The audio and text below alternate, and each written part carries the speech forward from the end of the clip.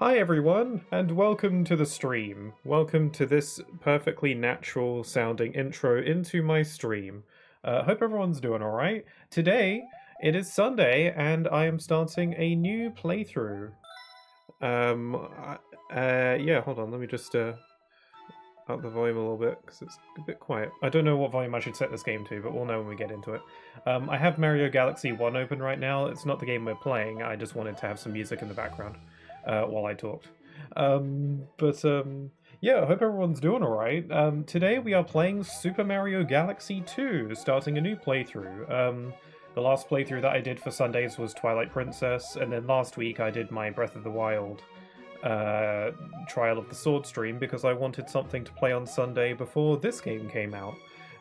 Obviously, Mario Galaxy and Mario Galaxy 2 are not new games, but they did get remastered, or HD versions on Switch. So yeah, something that I've been wanting for a long time, or at least for Mario Galaxy 2.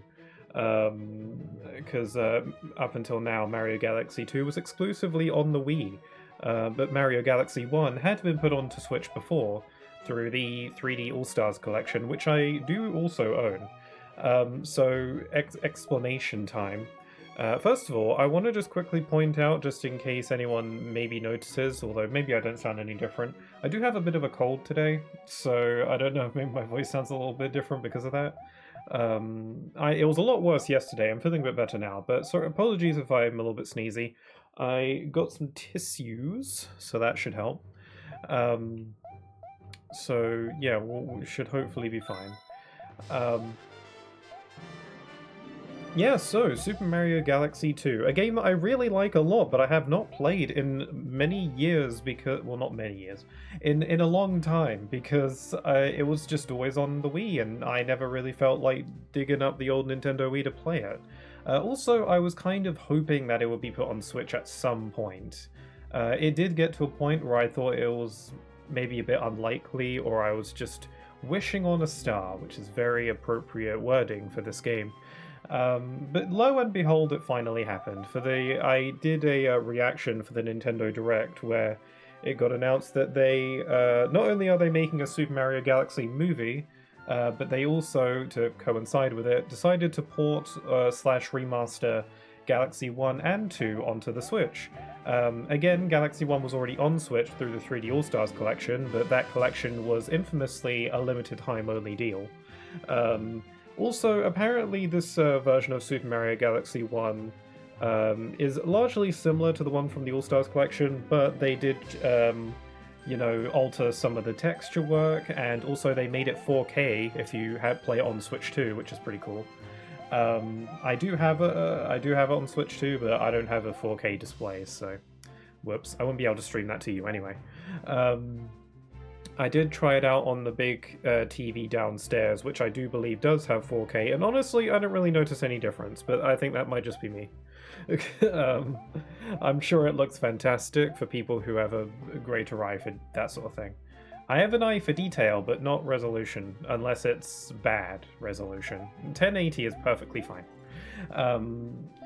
But I've already done a playthrough of Super Mario Galaxy. It was actually, I think, at the end of last year, and then it kind of continued into the beginning of this year. I did a playthrough of Super Mario Galaxy. It was only 4 streams, but I 100%ed the whole thing, and I really enjoyed it. It's a game that I like a lot, and I like it a lot, and it was a joy to stream it.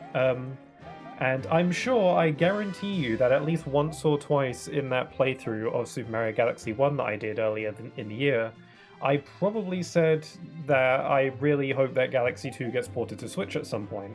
If only I would have known back then that I would only have to wait a little under a year for that to happen. Which is fantastic. So yeah, Galaxy 1 at the beginning of the year, and now we have Galaxy 2 at the end. Did not plan for that to be the case, but I'm very glad that it happened. It did mean that I ended up streaming the technically more outdated version on the 3D All-Stars collection, but who cares? It probably doesn't look that much different, unless you're going side by side. But yeah, we are playing Super Mario Galaxy 2. As I said before, I haven't played Galaxy 2 in a long time. I'm definitely a lot more familiar with Galaxy 1 compared to Galaxy 2, so there's probably a lot about Galaxy 2 I've forgotten. Or it might just be the kind of thing where it all just comes flooding back to me as we go.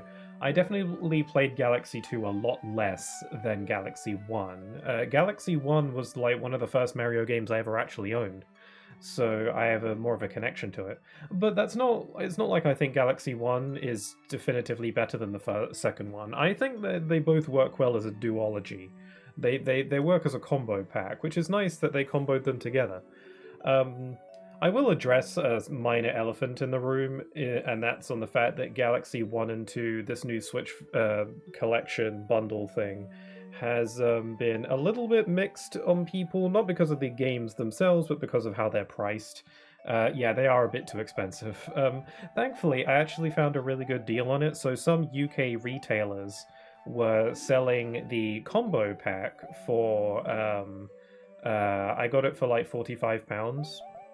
Which is really good for considering these are remasters of two of my favorite games, and also I think buying Galaxy 1 and 2 individually on the eShop is like 30 something, 38, I don't know, something like that.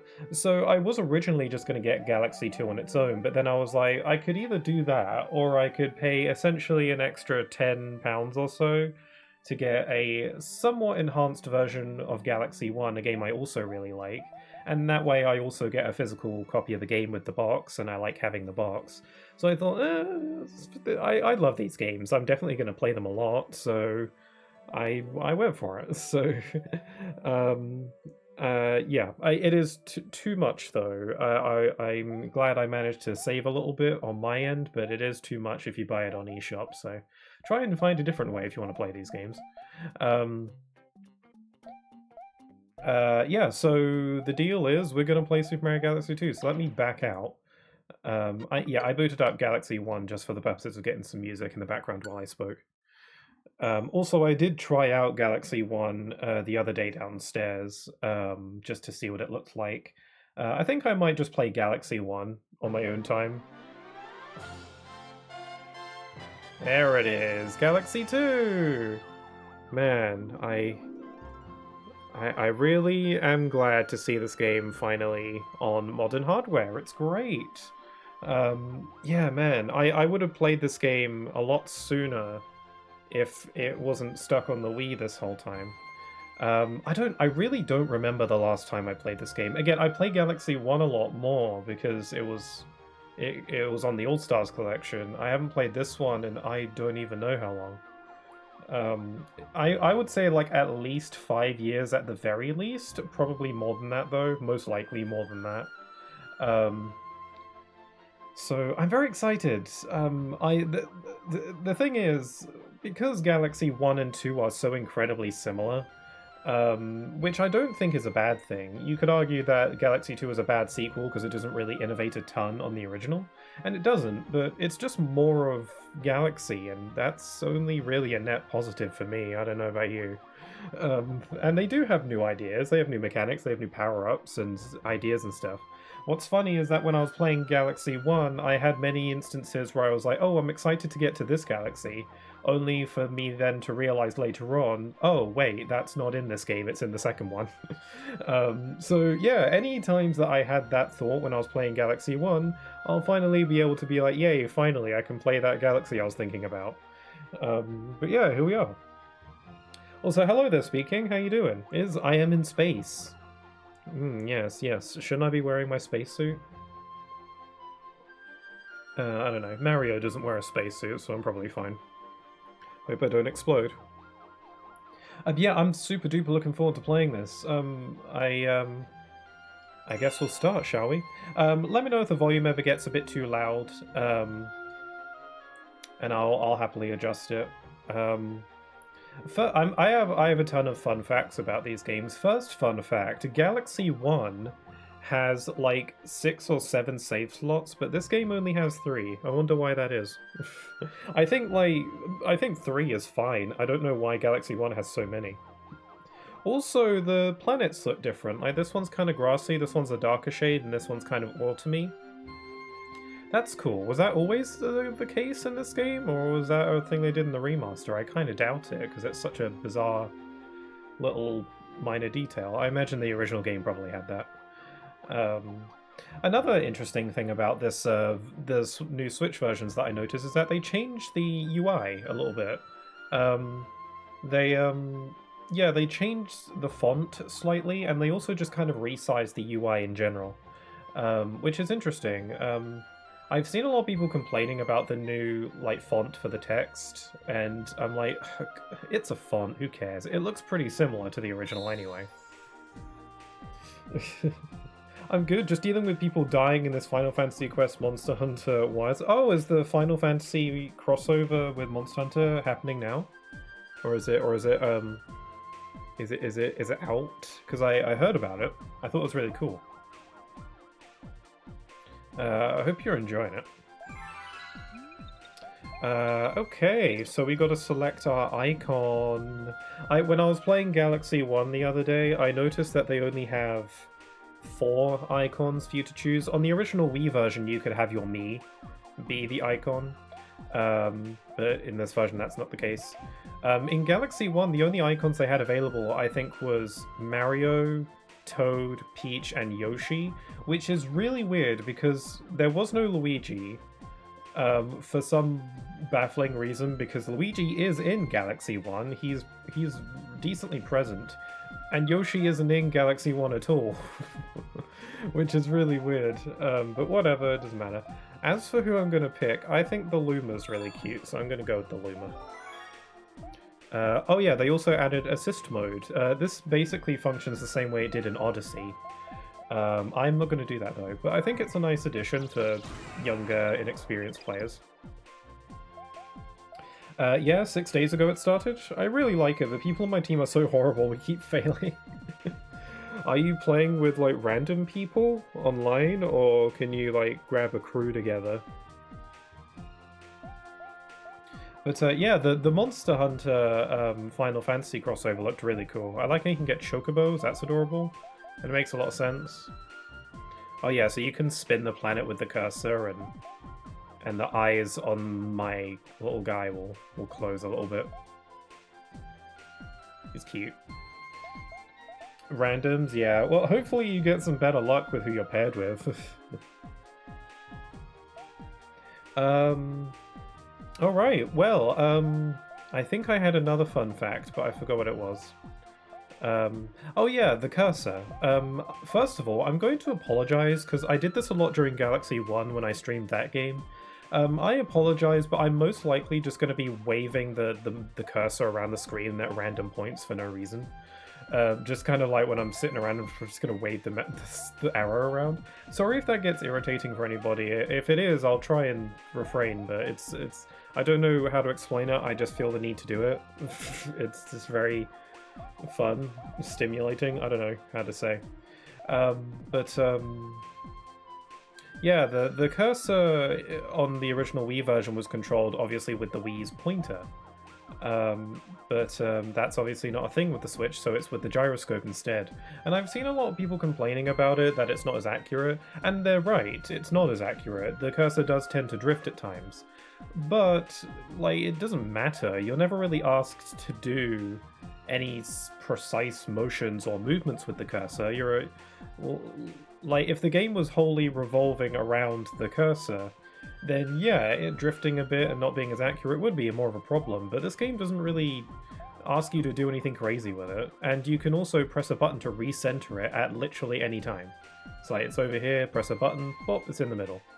And I don't know, I think this is probably, without the Switch having an actual pointer and sensor bar, I think this is the next best thing. I don't know what more they can do. They can have mouse controls. Apparently this game does have mouse controls with the Switch too, but only for the second player, which is kind of weird. But having mouse controls while trying to play a 3D platformer also just sounds kind of weird, so I don't know. You can get your own group, but my friends are really bad at Wilds too. Well, I don't know, at least you could yell at them and coach them. So much spin. Yeah, you can spin. Anyway, let's start. One odd thing about Galaxy 2 is that it acts as though Galaxy 1 never happened. No one plays Mario games for the plot most of the time, but yeah, it's weird. Yeah, this game is basically. I assume that Galaxy 1 is the game that's actually canon, and this game kind of exists within its own little pocket dimension because it treats like Galaxy 1 doesn't exist, like it doesn't really fully match up well. Um, yeah, I don't know. Anyway, now let me tell you a new story that also begins with stardust. Shimmering stardust falls on the Mushroom Kingdom once a century. That time has come again. Except Mario should be dead. Dear Mario, I thought she was going to narrate it. Would you like to share some cake with me while watching the shooting stars? Meet me at the castle. Peach. Ah, this does look nice. It looks sharper. Wahoo! Yeah, this game starts with a 2D section. Wait, oh. The Star Festival had just begun. Toads everywhere were celebrating. Also, the first thing I noticed when I saw this in the trailers is that the border here that they're using for the storybook aesthetic, it's in the original Wii version. I remembered it was more faded, like it kind of faded into the sides. But here it's very obviously like you can see the cuts, and I have a hard time believing that that was like this is like a visual bug or anything. I feel like it was maybe an aesthetics decision because it looks deliberate to me, so I don't know. It's whatever. Anyway, yeah, this game starts with a 2D section. Because it's like Mario, right? Also, it's starting with a similar piece of music to the original game, with the Star Festival, but it's got the Gusty Garden Galaxy music roped into it. Press the star to grab them. Star bits rain down from the sky. The Star Festival seems like a real hoot, but I'd be kind of concerned about people getting pelted with space rocks, essentially.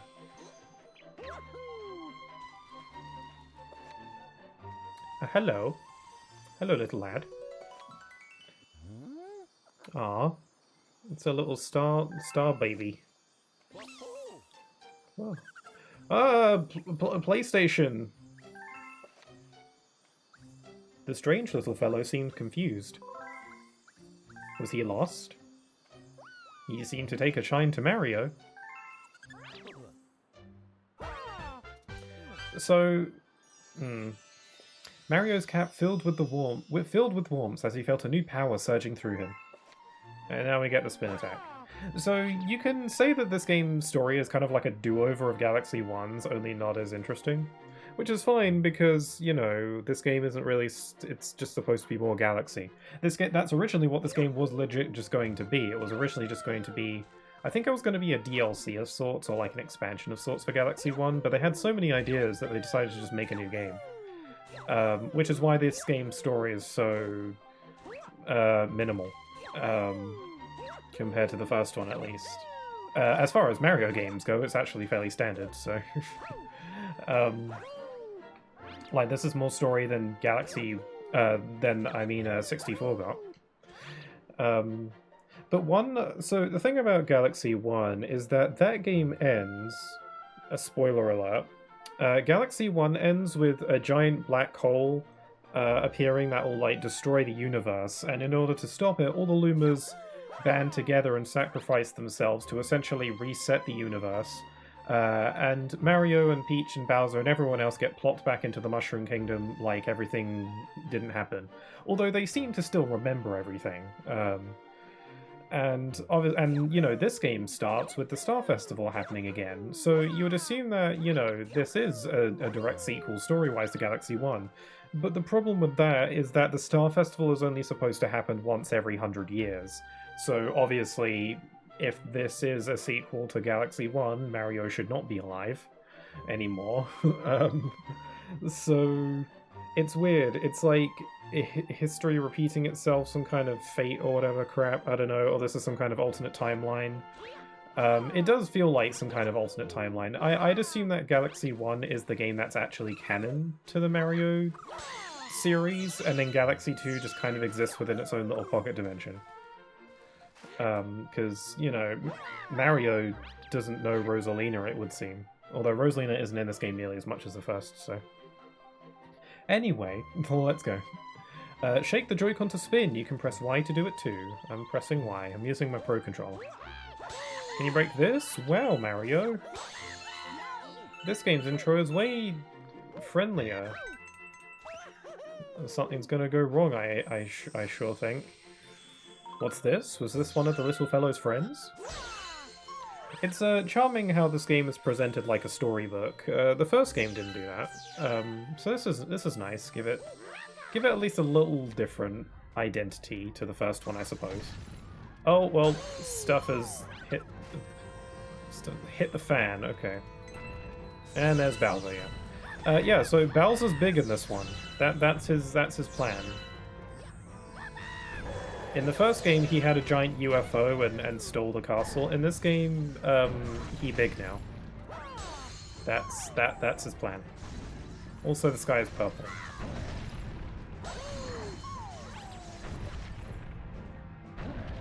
Hello, it's gotta. Like a silver platter. You're too late, Mario. The power of the stars is already mine, and look what else I got. Da da da da.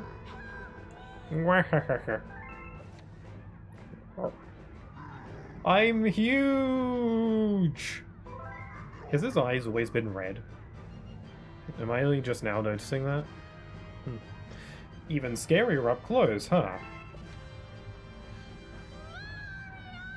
Is like Peach scream.wav. Maybe I'll have Peach bake me something for once. What does that mean? I sure could go for a galaxy-sized slice of cake right now. What flavor? I'm way too huge for this puny planet. I deserve an empire that's more me-size. How did he get big? Oh, it's probably because he has the stars, isn't it? And I'll put it in the center of the universe. Have fun with your stupid mushrooms! Twinkle. Well, that sucks. At least he left us alone. So yeah, this game really does like get right to it, huh? I will say, this game does look nice on Switch. This is a pretty nice remaster. It doesn't, like, I don't know, like, look at the textures on these bricks. Like, they're not fuzzy or anything. Like, I can see them, you know? And look at the gate. Look at these little mushroom things on the gate. Like, I'm pretty sure in the original those were like pixelated as hell. So I don't know. This is it looks nice. I don't see how they could have made this look any better without straight up just like changing stuff, and then people would get angry that they changed things. So.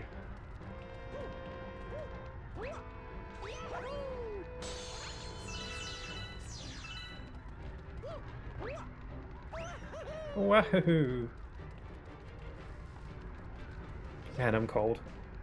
I'm gonna lower my fan. I never knew about the Galaxy games. I'm more of a Sunshine guy myself. I mean, I think they're all good. To be honest, out of all the 3D Mario games I've played, which I think is all of them by this point, I will say Sunshine is probably my least favorite, but I do like it. It's just probably my least favorite. Like, I don't know, nostalgia bias. Galaxy 1 was like the first Mario game I ever owned, so, and one of the first Mario games I ever played in general. So I definitely have a bit of a bias towards it.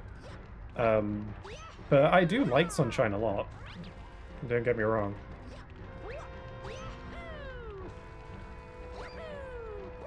I'm looking for secrets. I would like to make a video on Galaxy. Galaxy 1 at least. I'm still working on my...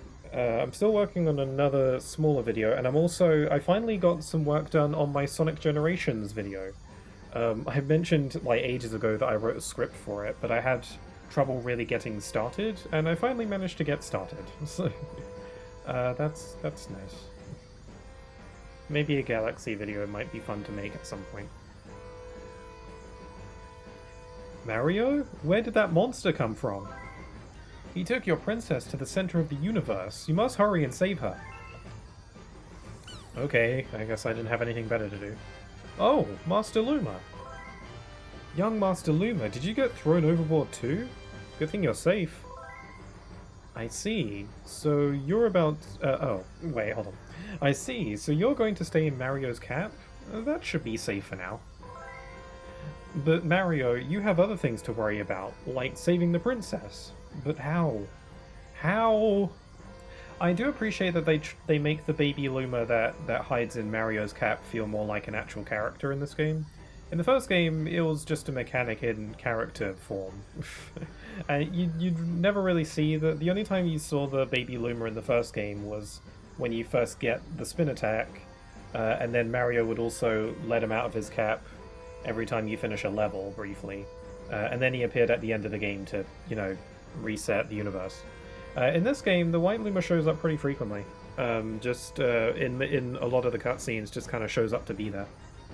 Which is nice, I like it. I like little companion characters, it's one of my favourite gaming tropes. I know, with young Master Luma's help, you can use the power of the stars. And we Lumas can help a little too. With my little hands. As thanks for saving our friends. We'll send you into space to get that monster. I like how they have their speech in speech marks, or quotation marks. Because this is supposed to be a storybook, it's like implying that this is, you know, written, and it's dialogue, so. Now let's go after them. Come here, shake your thing, and you can press Y. I like how they do. I like how they do that. In Galaxy 1, the only way to do a spin attack was to shake the Wii remote. So I like whenever they talk about shaking the Joy-Con, they have to just tack on at the end. Oh, and you can press Y. They do that like every time. Don't forget about that Y button. Okay, Sky Station Galaxy, Pee-wee Piranha's Temper Tantrum. Gotta kill Pee-wee. It's like Good Egg Galaxy, but not as good. Our power stars, they're gone! Some gigantic monster stole them. If you're going after that monster, you might see our power stars out there too. Please bring our power stars back. We Lumas will help you along your way. Man, the music in this game is such a rip, snorting good time. Look, it's a house. Yeah, so my memory of this game is not as sharp as Galaxy 1. I might remember stuff as we get to it, but I definitely played Galaxy 1 a lot more than this. Hello, friend. Please go around back. Yoshi. Okay. By around back, does he mean on the back side of the planet, or around the back of his house? Or both? So, fun fact about this game. So, Galaxy 1 was the first Mario game I ever really owned. It was the first Mario game I ever really got into. And I think, if I recall correctly, I did get Galaxy 2 shortly after. I got into Mario pretty late, so... but I got Galaxy 2 shortly after, but I didn't buy it. I was way into Galaxy 1, I loved it a lot. I didn't buy the game, though. It was actually given to me. So, my twin, Sleepy Grim, had, you know, had a group of friends in school. I was in secondary school at the time. I don't remember how old I was. Let's say I was, like, I don't know, like, 12, 13. My twin had this group of friends. Oh, hold on. Here's a tip. You can spin to defeat enemies. Want to see how? No. Good luck how that... Yeah, they have these, like, hint monitors. Also, it has that thing where it's like trippy TV within a TV. It's really weird. I wonder how they do stuff like that. Yeah, anyway, in secondary school, my twin had this group of friends who, to make a long story short, they weren't very nice at the end. They were good friends for a while, but they showed their true colors after a while, and they upset Grim quite a bit, if I recall. So yeah, not super fond of them. But I remember one of their friends. They invited her to our house one day, and you know they kind of hung out in the same room I was in. I was just playing Galaxy. It was still my first time playing at the time, And then this friend said that she had Galaxy 2, but she never really played it anymore. And then she said, you know, why don't you take it? Why don't you take it off my hands? And I was like, yeah, okay. And I was like, cool, I get Galaxy 2 for free. And then that's how I actually got Galaxy 2. She just kind of gave it to me. But yeah, this group of friends that my twin had ended up not being quite so pleasant in the end. Very like upset them quite a bit, from what I recall. Anyway, phew, you saved me, but that monster got away. Let's go. One of my favorite levels in a Mario game is Good Egg Galaxy from Galaxy 1, which was the first level in that game. And this game is obviously very similar, but it's not quite up there for me, you know. The other Lumas told me about you. Thank you for helping us. How did they tell you about him? You got phones? You got Luma Discord? I'm going to transform into a launch star. Come over and fly. Okay, what about you? What's your damage? I looked all around for a power star. There isn't one anywhere in this house, though. It's not your house. Hello, I'm out helping some friends right now. Sorry if I missed you. I wonder who Yoshi's helping out. Spoiler alert, although not really because he's on the freaking box, but Yoshi is in this game as a major mechanic. Yoshi is kind of like the big new thing for this game. It's kind of like he's pretty prominent in the marketing for this one. So I wonder who Yoshi is helping. He's not helping Mario as of now because we haven't encountered him yet. Maybe he's just helping the Lumas because he wanted to help because he's a good little guy.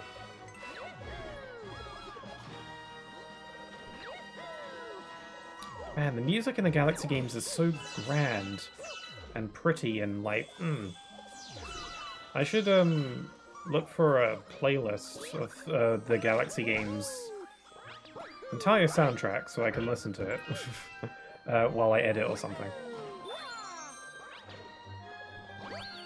Yeah, I like to listen to video game music while I edit. I like to listen to video game music in general. I don't really listen to quote-unquote proper music. But the volume's okay, it's a little bit loud in my ear. Yeah, I like to listen to video game music compilations while I edit. Most recently I've been listening to an upbeat Sonic music compilation, as well as a Mario Kart World compilation, because say what you will about Mario Kart World, it's got a banging soundtrack. Whoops, why did I do that? I don't know why I leaped off the side. I really don't have an explanation for that one. There we go. It's taking a while to load.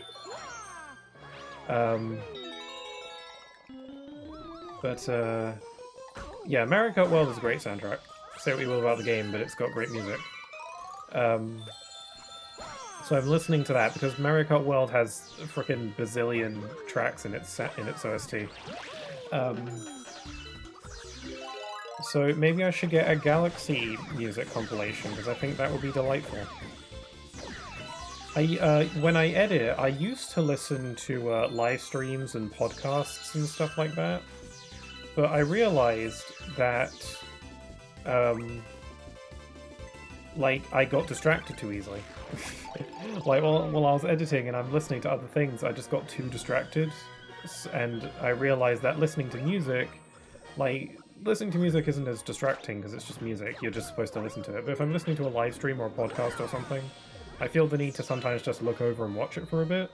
And then I realized I've been sitting there for like 20 minutes and I haven't made any progress on anything. So I decided that, you know, when editing, I just listen to music because that's not gonna, you know, distract me or make my mind wander. I'll listen to podcasts or live streams and stuff like that when I'm,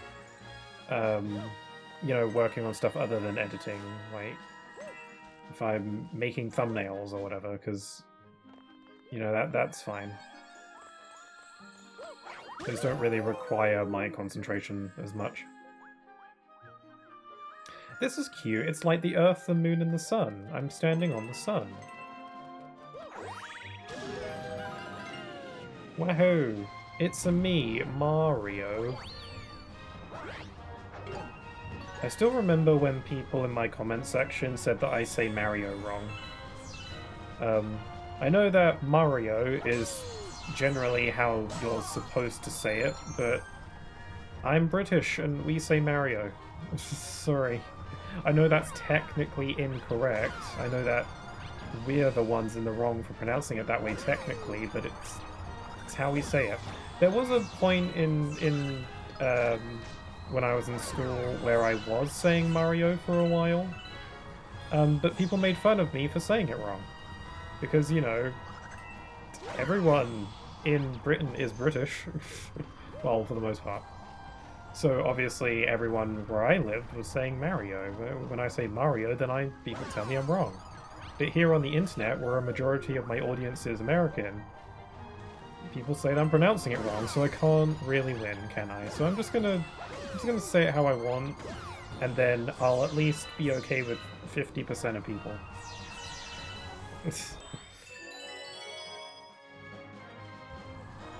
But yeah, I remember I in one of my videos, I literally said Mario one time in that video, and I got a few comments of people saying I'm saying it wrong.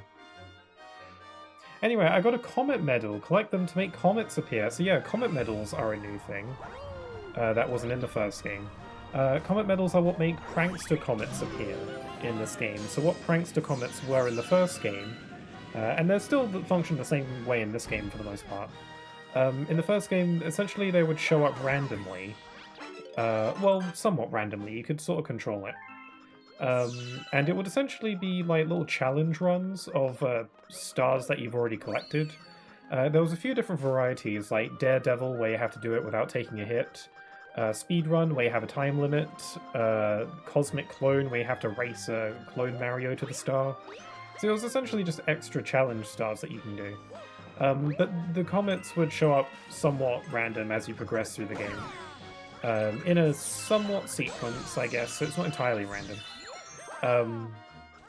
This game does it differently. Instead of that, we have every galaxy has a comet medal hidden within it, which is fun because I like having extra things to look out for.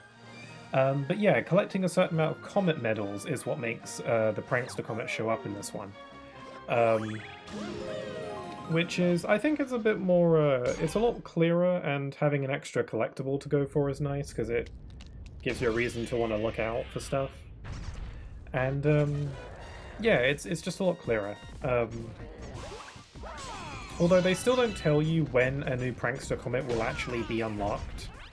You just kind of keep collecting the medals and then they'll show up eventually. Once you get a certain amount. It's just the game doesn't tell you how many you need.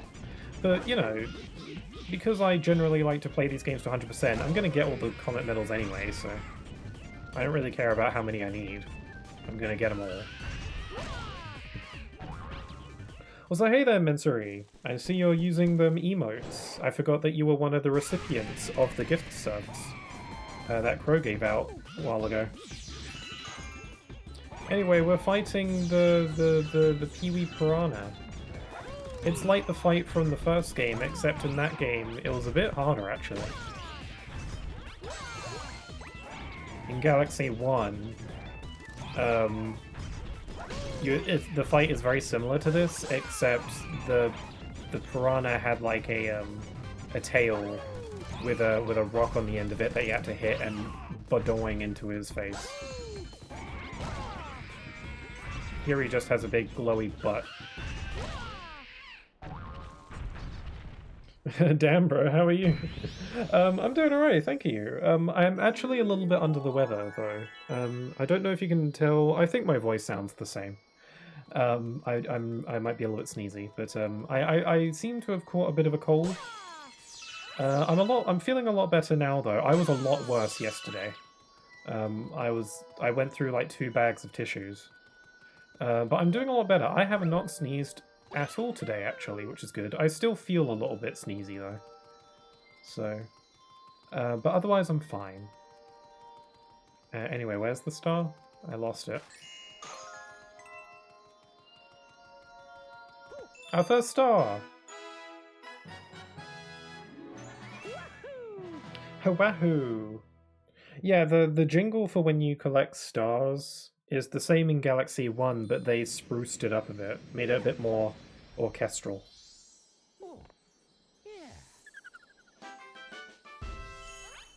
Oh, wow, it tells me how long it took for me to do that. Is that 12 minutes, does that say?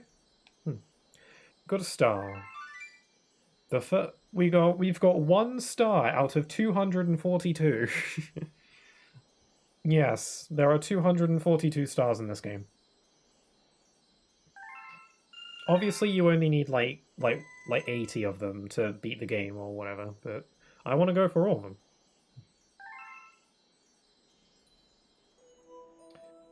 We're on a rock. A lot less grand than the observatory. Hey, it's Lubba! I miss this one. So, you're this Mario guy my little Lumas won't stop blabbing about, am I right? Sorry to hear about the excitement you had with that monster down in the Mushroom Kingdom.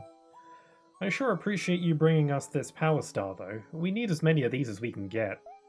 The name's Lubba, by the way. I'm the head honcho of this Luma crew.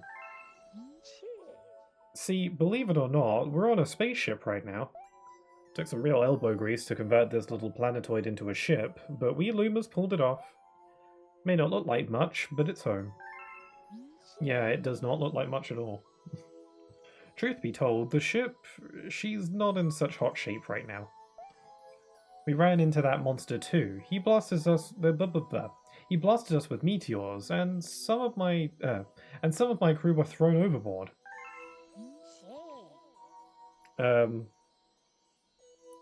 Our only 1 hour for only 1 star. Yeah, I'm a little bit slow, but it's okay. Pigeon started stream though? Oh yeah, Snap Pigeon tends to stream similar times to me. Alright, what was I saying? So, that monster kidnapped your princess, eh? That's cold. Deep space cold, if you ask me. You know what else is cold? That monster stealing every one of our power stars. Also, Mensura, you dream to hydrate. Good idea.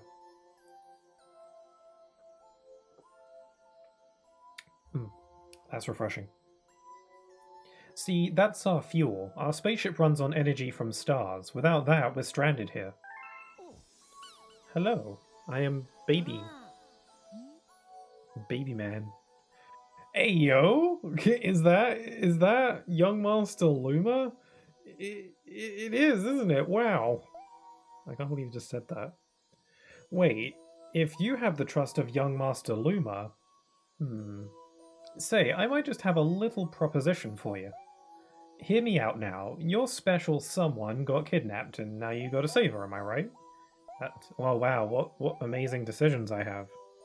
I can either say that's right and show a bit of personality, or be a robot and say yes. Say that's right. Like Meowth. Hydrate is always a good idea. And we need fuel for our ship. Now, if you think you can go get back some of our stuff... I can't read today. Now, if you think you can get some of our stars back for us, I'd be willing to make this ship your very own for a bit. That's a fair exchange, am I right, Mario? Yes. Alright, it's a deal. Okay, gang, let's get cracking, yeah? I want everything space ship shape. I like the idea that we're this little ragtag crew in this game. In the first game, we were receiving help from Rosalina herself, in her special observatory spaceship. In this game, we've just got that, this little dinky little spaceship out in the middle of nowhere, and we're kind of building up our little crew. I kind of like it as to differentiate it from the first game. Lubba's crew rebuilt the spaceship to look just like Mario. So much for, you know, subtlety and stealth. Well, what do you think? Nice spaceship, yeah? More like a face ship. Horror. Well, at least you'll never lose it in a parking lot, am I right? That is true. So, what's next? Don't look at me, the ship has your face on it, not mine. The decision is yours. Feel free to explore Starship Mario, or take the helm if you're ready to ship out. It's your call, Captain. He was so willing to just hand over his ship. Alright, so this is our hub world for the remainder of the game. We're going to be returning here all the gosh dang time. It's nice. It's very quaint. It's not as big as the observatory, and there's not as much to do. But it's cute. It's very nice, and there's friendly faces everywhere, and it's nice. It is our very own ship, so you can't really complain. Mario is not green. Yeah, it's more like a Luigi ship. But you know, they wanted I wouldn't want the grass to be red though, so that would just look demonic. Hello, little star. Even heroes need a hand sometimes. If you select co-star mode, a friend can help you. Your friend can stop enemies with the buttons and then shake the controller to spin them into the air. Oh yeah, so the co-star mode in this game is way better than in the first game. Also, I'm gonna change horizontal, vertical. Yeah, the co-star mode in this game is way better than the first game. In the first game, you just essentially get another pointer for player 2, and they can throw star bits and stuff, and it's not very fun. In this game, you at least sort of control another character. You don't move around on your own, you just follow Mario. But, you know, you can stop enemies and attack them in this one, so... For real, man, it's better be Luigi. Luigi is in this game, but I don't think we really unlock him until near the end. What's this? While sliding down a wall, press B to wall jump. See how high you can get with this technique. The technique. You gotta double take 3 times or whatever. When you want to quit, press plus and choose save and quit. On a long trip like this, be sure to take breaks from time to time. That's hilarious. Alright then, grab that wheel and let's head out, Captain. There is a secret room. If we jump into this funnel, we'll head into the engine room. There's actually 2 entrances into this room, but still. Oh, a telescope. So this is where the power is. Better than Green Mario. Yeah, there is a Green Mario in Smash Brothers. You know, it's one of his alternates, so... They just made a spaceship specifically based on that alt of Mario. My job is to take energy from each star and convert it into fuel. That's kind of messed up when you think about it, because the power stars are supposed to be Lumas. The way it works is that the Lumas... like when they get older, they can either turn into planets, galaxies, or power stars, or even grand stars, I assume. So it kind of implies that they're like grinding up their brethren into juice to make energy. Maybe it's a bit more nuanced than that, but that's kind of what it feels like. Point the Joy-Con at the screen to make the cursor appear. All you have to do is touch a star bit with the cursor to pick it up. Then you can aim with the cursor and press ZR to shoot a star bit. In handheld mode, you can pick up or shoot by touching the screen. Cool. Not going to do that. While out adventuring, you can grab a coin to restore some life. If you don't see any coins around, you can just stomp an enemy to get one. There's a little red star. There's so many different flavors of Luma. Also, is the red glow from that Luma, like, reflecting onto Mario's face? I didn't know that was a thing. What are you lollygagging around for? Get those power stars. Am I blue when I'm up against this one? I can't tell. Maybe a little bit. So they emit a bit of a glow. What's this sign say? If you jump while crouching with ZL, you'll do a backward somersault. You can go super high. Yeah, this is all stuff I know. It couldn't hurt. I like reading signs and stuff. Okay, let's ship out. Let's go save the universe. Also, this ship looks really dangerous to control.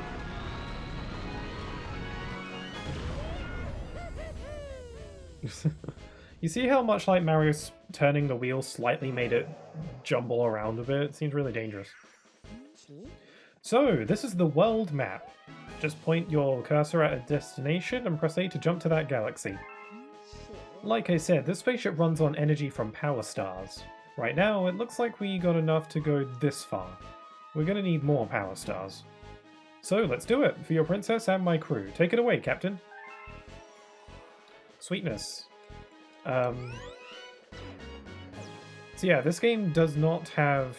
So yeah, this game uses a hub world instead of how the first game did it. In the first game, you access the levels through the hub world, the observatory, and you go to each of the domes, and you select your levels that way. In this game, they have a very typical Mario world map, which does simplify things a bit, but I kind of liked how they did it in the first game. I don't mind too much, though. Okay. So, we could have gone to the next galaxy over, but I wanted to get all the stars here first.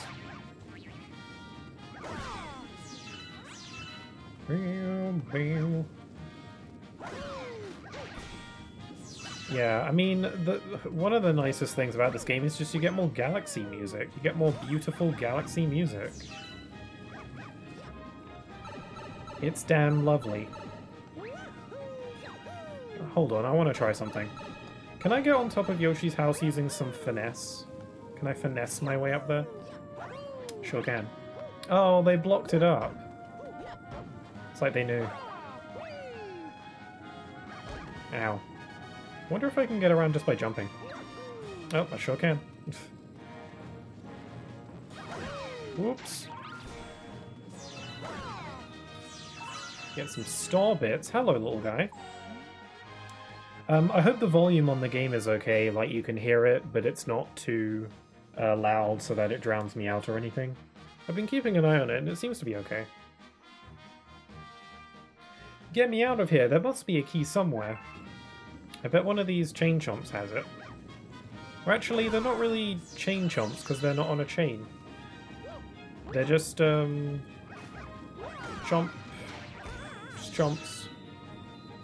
But they're only little ones, so they're like puppy chomps.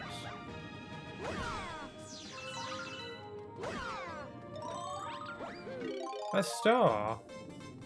What do I need this for? Oh, okay.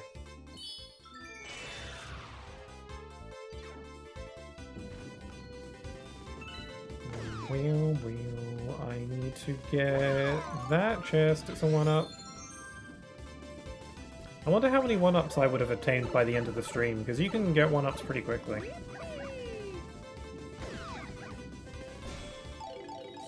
Oh right, the key. I unlocked the Luma, so I can go see him now. Oh, thank you. Now I can transform into a launch star. Just hop in and shake the Joy-Con to go flying. You can also press Y. They didn't say that bit.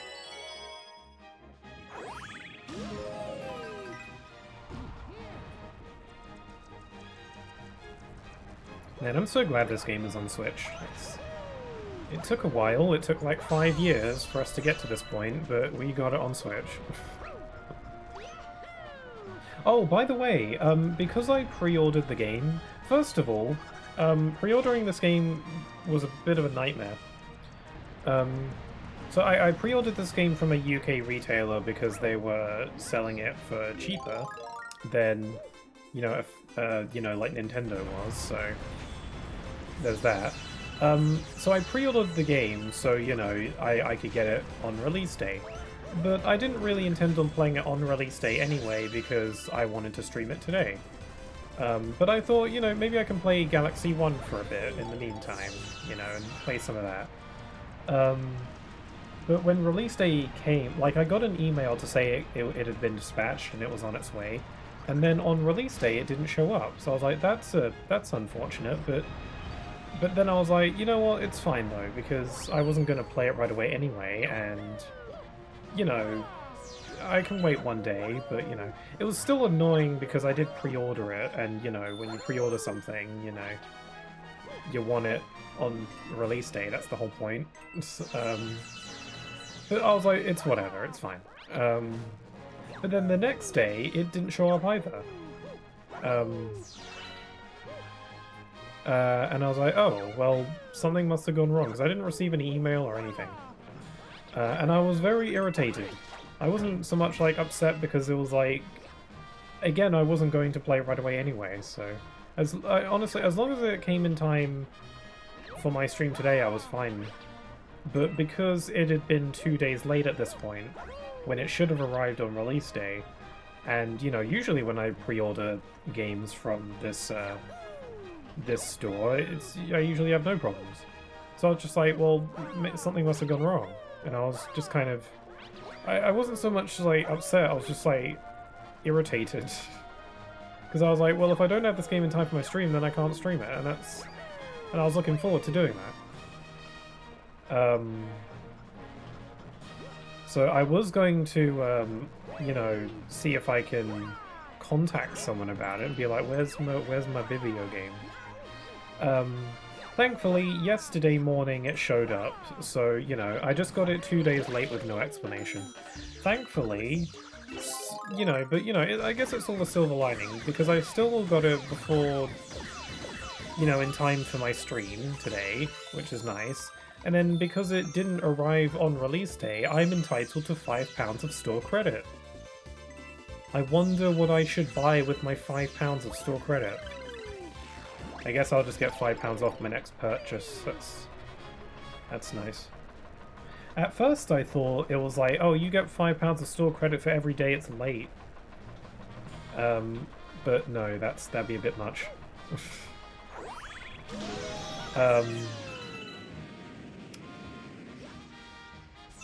Yeah, it's oh well, it was a bit weird. Usually, you know, when I pre-order from this place, it usually arrives on the day, no problem. I've actually had instances where it arrives a day ahead of the release. Like, that's happened a bunch of times at this point to me. Or I just get the game early. Watch out for cosmic clones ahead. If they come at you after you, run. Oh right, this game has the cosmic clones. The first game had cosmic clones as well, but those were just, like, essentially ghost data that you race. In this game, the cosmic clones will mimic your moves exactly. So you have to keep moving, and if they touch you, you take damage. Yeah, the cosmic clones can get a bit nasty in the late game. Yeah, anyway, so I pre-ordered Galaxy 1 and 2, and it arrived before the day, so it was nice. But because I pre-ordered it, I got, you know, a physical copy of the game. Sometimes, you know, when you pre-order games, you get little bonuses, like, in the past I've gotten fridge magnets, or stickers, or a keyring, or something, you know? For Galaxy 1 and 2, I actually didn't know what it was at first. It looked like a really big sticker, but it's like the size of my hand, so it was a big sticker. But then when I took it out of the plastic, I realized that it was cloth, so I was like, what the heck is this? It's essentially just the render of the Ghost Mario power-up in this game, but in a cloth. And I was like, what the heck is this? And then after reading the back, I've realized that it's a screen cleaner. You know, it's a screen wiper, so you can clean the screens if they're dusty or got smudges on them. And I was like, actually, that's kind of really useful. I could use a little screen cloth cleaner thing. It's probably like the most useful pre-order bonus I've ever gotten. Or at least physical-wise. Because, you know, I get magnets or stickers, I never do anything with them. When I pre-ordered Kirby and the Forgotten Land, like 3 years ago, that came with fridge magnets, and I didn't know what to do with those, so... Because there was nothing really magnetic that I wanted to stick them on. So I just gave them to my twin, and I don't know if they still have them or not. Maybe they stuck them on their fridge, I have no idea. But, you know, a screen cleaner, like, that's something practical that I can use. Because I'm a little bit, a bit of a neat freak.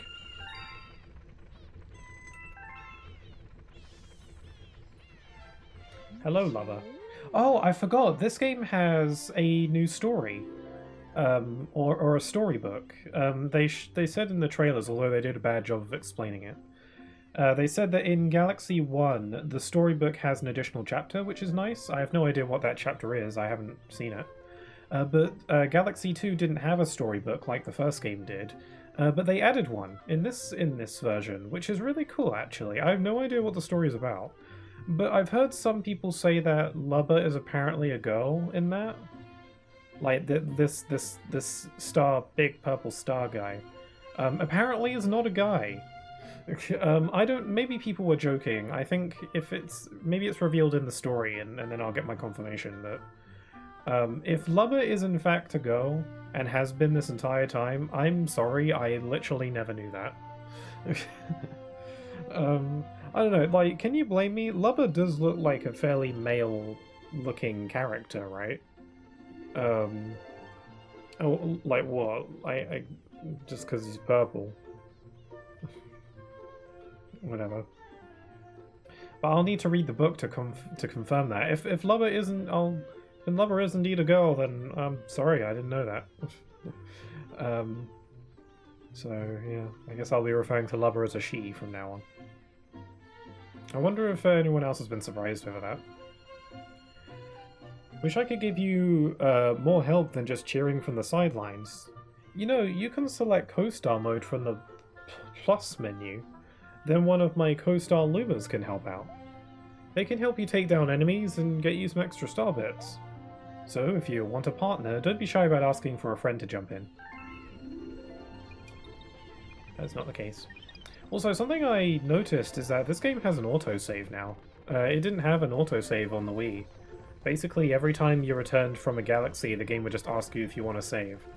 And then you'd hit yes, and then you'd be on a save screen for a few seconds. In this game, they just do an autosave. It's a lot more seamless.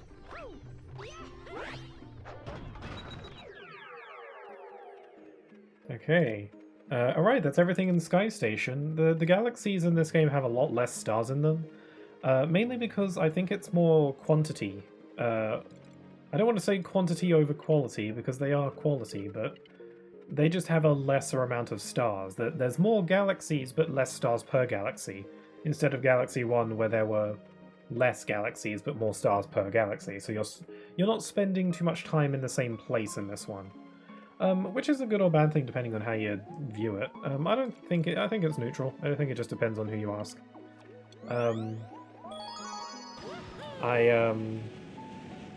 Yeah, I don't mind. It's fine. Yoshi Star Galaxies. Saddle up with Yoshi. I guess, you know, this way there's a lot more variety in locations. Although I think certain location themes are probably reused, like I imagine there's more than one desert world in this game. But hey, you know, more variety in locations technically, so you're not in the same place too long. Also, I never noticed that these were skulls, dry bones. Anyway, this is Yoshi Star Galaxy. It's really nice.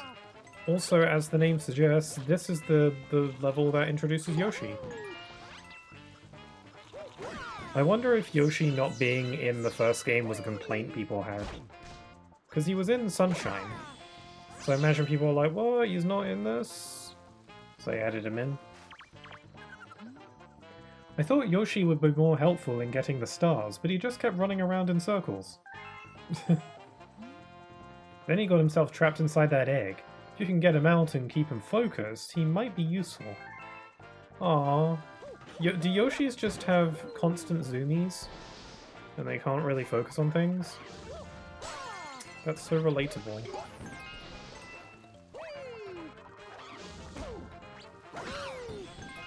I like the music here. It's very fun and upbeat. Yeah, I don't think they reuse music in this game all that much, even though a lot of the assets in this game are basically the same as the first. I think most of this game's soundtrack is unique to it.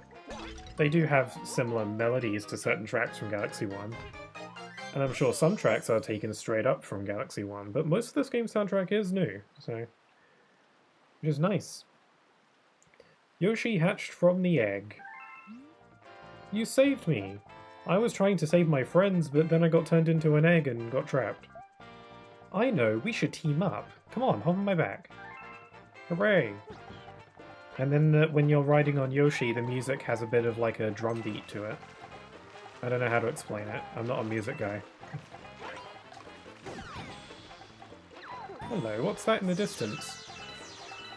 Is that a planet? I wanna look. Stop! It's like slipping me off the edge. There we go. Yeah, is that a planet? Yeah, there must be a teleporter that takes you there. Oh, there's a glitch with Yoshi in this game. I wonder if this if they fixed it or if it's still a thing.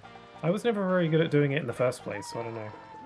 There's essentially a glitch in this game that allows you to infinitely flutter with Yoshi. If you like flutter and then crouch and then flutter again after crouching. I'm not very good at it, hold on. I did it like a second ago. Oh, there we go, I did it. If you just like flutter, crouch, and then immediately flutter again, there's like a quick timing to it. It's gotta be like on the frame. Ah, I did it like 3 times. That's like my high score. Yeah, so I think speedrunners probably use this, or, you know, they sequence break with it. I mean, doing this trick is really slow, so maybe it's not that viable for speedruns, I'm not sure. Maybe, I don't know, it depends how you use it, I suppose. I'm not very good at doing it, obviously, so... I'm not a speedrunner, go figure.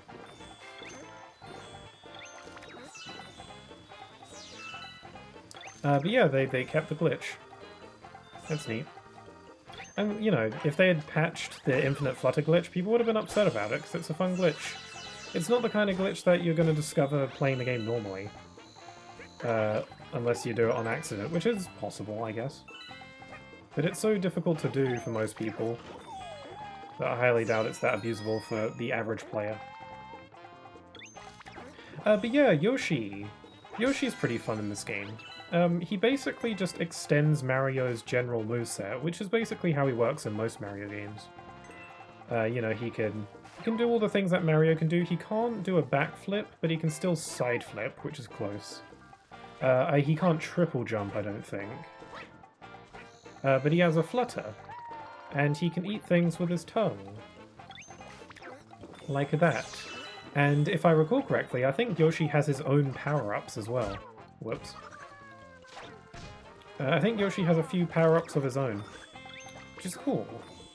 So yeah, Yoshi is like the big new addition to this game compared to the first one. That's why he's on the box, he's very prominent on the promotional material, and he's on the title screen. You can change your camera view with R. You hear a beep if you can't get a better view. Press L to reset the view. Is this a sign written in Braille? Yeah, whatever.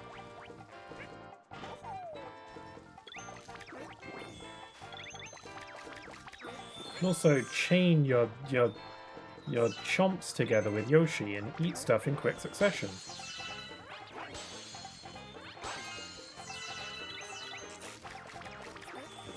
Also, don't touch! It's the kiss monster. Oh, this must be the teleporter that takes me to that planet. Also, I'm pretty cold today. I'm wearing a jumper. I'm still cold. I have my fan on, but I usually have my fan on when I'm streaming because... well, I don't have a good reason. I just do.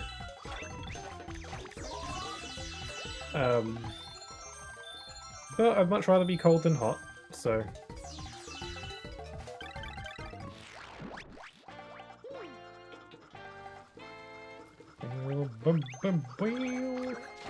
It's a big flute. Grab with Yoshi's tongue and pull back with L. Munch that right up. Hooray! get star bits from the volcano. Oh cool, you can hit checkpoints with the tongue. Yeah, there's a lot of little things about this game that I'm forgetting. Again, I have played this game before, but it was a long time ago. I don't know if I even... I think I... Because every time I play a 3D Mario game, I always 100% it. I never just do the bare minimum to beat the game. It's like a neat freak kind of checklist enjoyment kind of thing. You know, these games are, in my opinion, are made to be 100%ed, if you ask me. Or at least that's how I enjoy them. I'm pretty sure I've completed this game at least once, definitely. I think I might have done it at least twice back on the Wii, I'm not sure. But I've definitely played through Galaxy 1 more, partially because it was actually released on Switch ages ago. If Yoshi gets hit, he'll run away. Be careful, hop onto his back quickly or he'll come back here. Yeah, so if you take too long to get him, he'll leave. I don't think he runs off of the ledges in this game like he does in Mario World. Or the new soups. Press and hold B while riding Yoshi to do a flutter jump. It's perfect for when you need to go just a little higher than normal.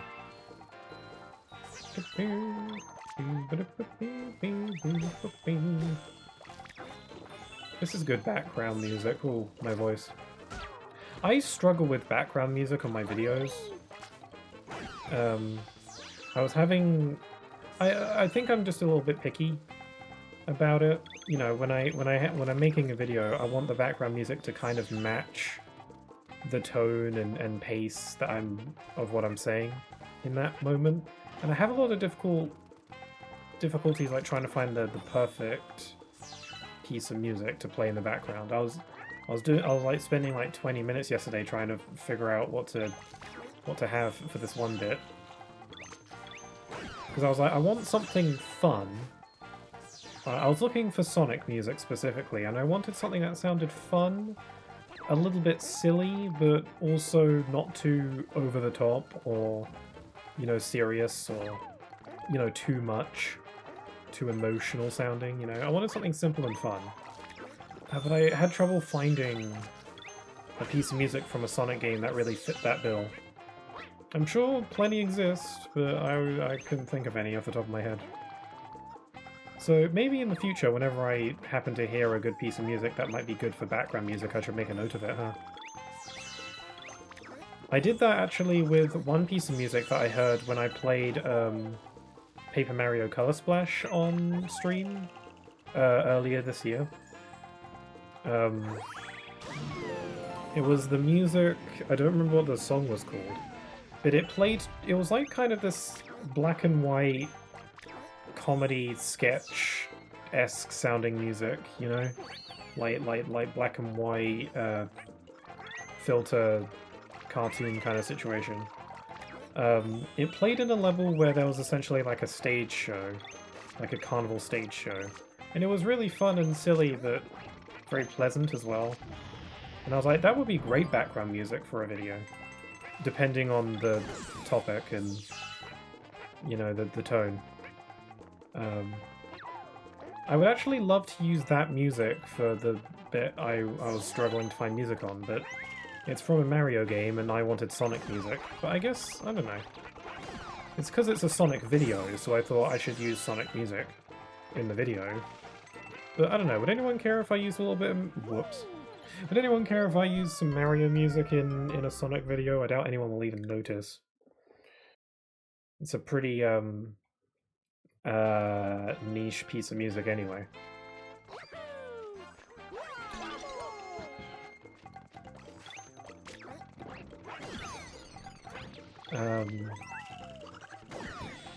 Oh yeah, so one thing about this version that I had a lot of concerns over, again, was the pointer, in the fact that the Wii pointer was very responsive, it had, you know, with the sensor bar and all that stuff. Obviously the Switch doesn't have a pointer, so the pointer in this game is done with the gyroscope. And I think it works just fine. There were a lot of people that were like, oh, for Galaxy 2, using Yoshi's tongue on these, like, flower hook things is going to be a real chore. I've only used them a couple times as of now, obviously, but I don't know, the pointer is plenty responsive. Like, yeah, it drifts, but you're not asking to do much with it, you know? Like, the precision with the Wii Remote was better, no doubt about that, but I don't need that much precision. It works perfectly fine. Like, look, there we go. I swung off the flower and it was super duper easy. I mean, this bit where we have to swing off of multiple chains in quick succession, like, this will be the real test of it. If I can do this next bit without failing, then the gyroscope is fine. There we go, there we go, there we go, there we go, there we go, there we go. See it? Yeah, it's fine. The gyroscope is fine. There's nothing wrong with it. I mean, again, it does drift, but... So, you know, there is something wrong with it, but it's... A gyroscope's gonna drift. And... There we go. It's easy. Fine. There's no... I don't know.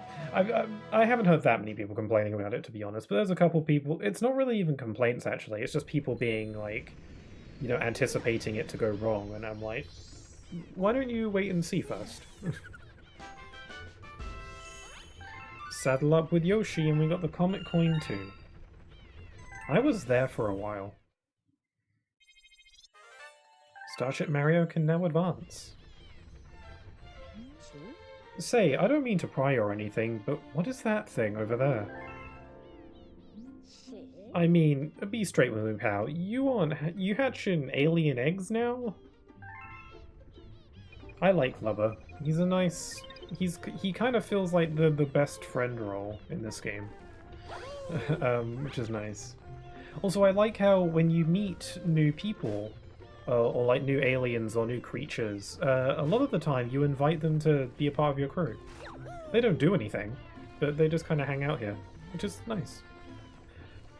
Also, I'm sorry I keep stopping to say things, but I love the skybox.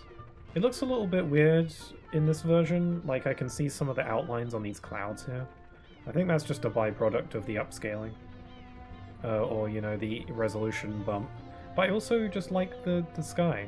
This game has a lot more blue skies and stuff like this. Galaxy 1 felt a lot more spacey, with a lot of it just being stars in the sky, but this game has a lot more blue clouds and blue skies and stuff like that.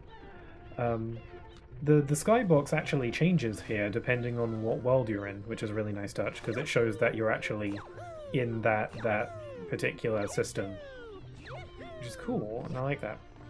And again, last thing before I move on, I promise I'll play the game more.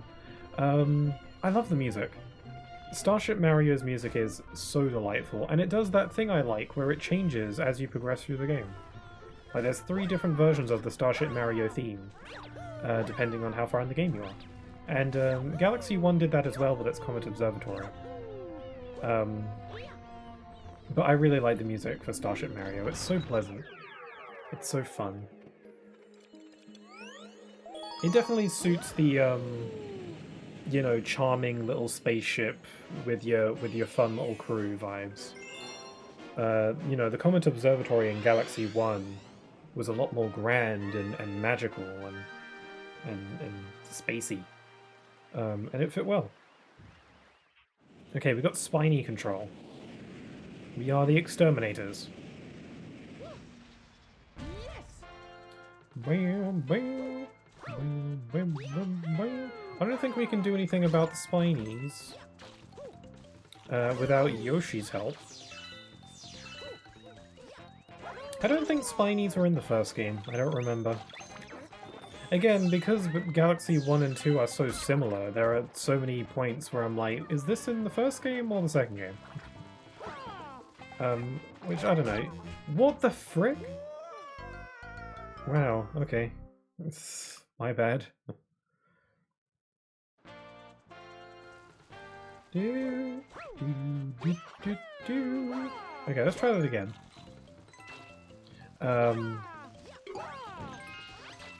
Yeah, Galaxy 1 and 2 are so similar that I'm sometimes like, I don't remember if this thing is in the first one or the second one. And you could view that as a negative. I have, like, heard some people saying that, you know, they don't like Galaxy 2 because it's just more of Galaxy 1. And, you know, a sequel should innovate and you know, surpass the original, or, you know, it should strive to. But I get that. I think that's correct for the most part. That a sequel should try and you know, go above and beyond to go above the original.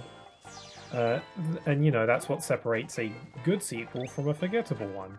And I guess this game does lean more into the forgettable sequel territory. But I don't know, it's kind of in its own weird league of its own.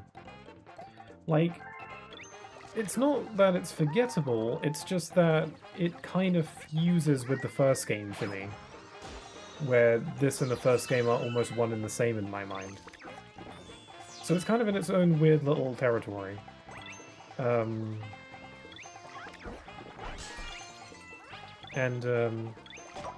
I also don't think that this is a bad sequel because it's so similar to the first one. Like, sometimes just having more of the thing you like is a good thing.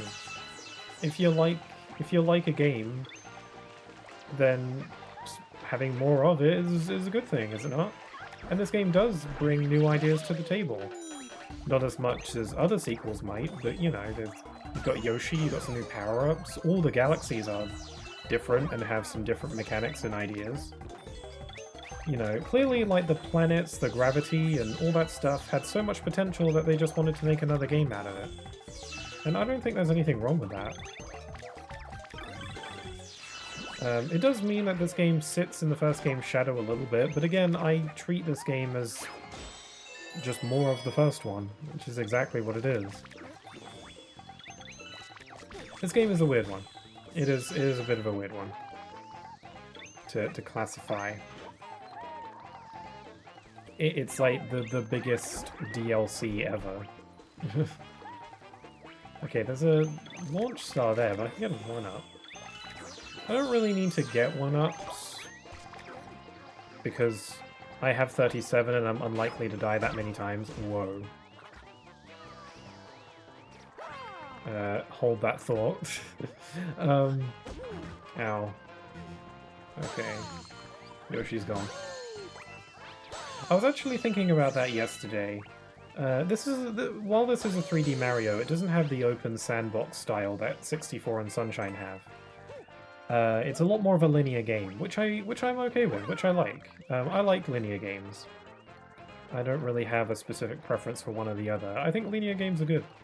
Sometimes I feel like the word linear carries a bit of a negative sort of, what's the word I want? Stigma? But that's not true. I don't think linear is bad at all. You know, just because something is more open doesn't necessarily mean it's better. It's all about the execution, and I think this game's linear design is executed rather well. But it does have one flaw that I personally don't care a ton about, but it is a thing.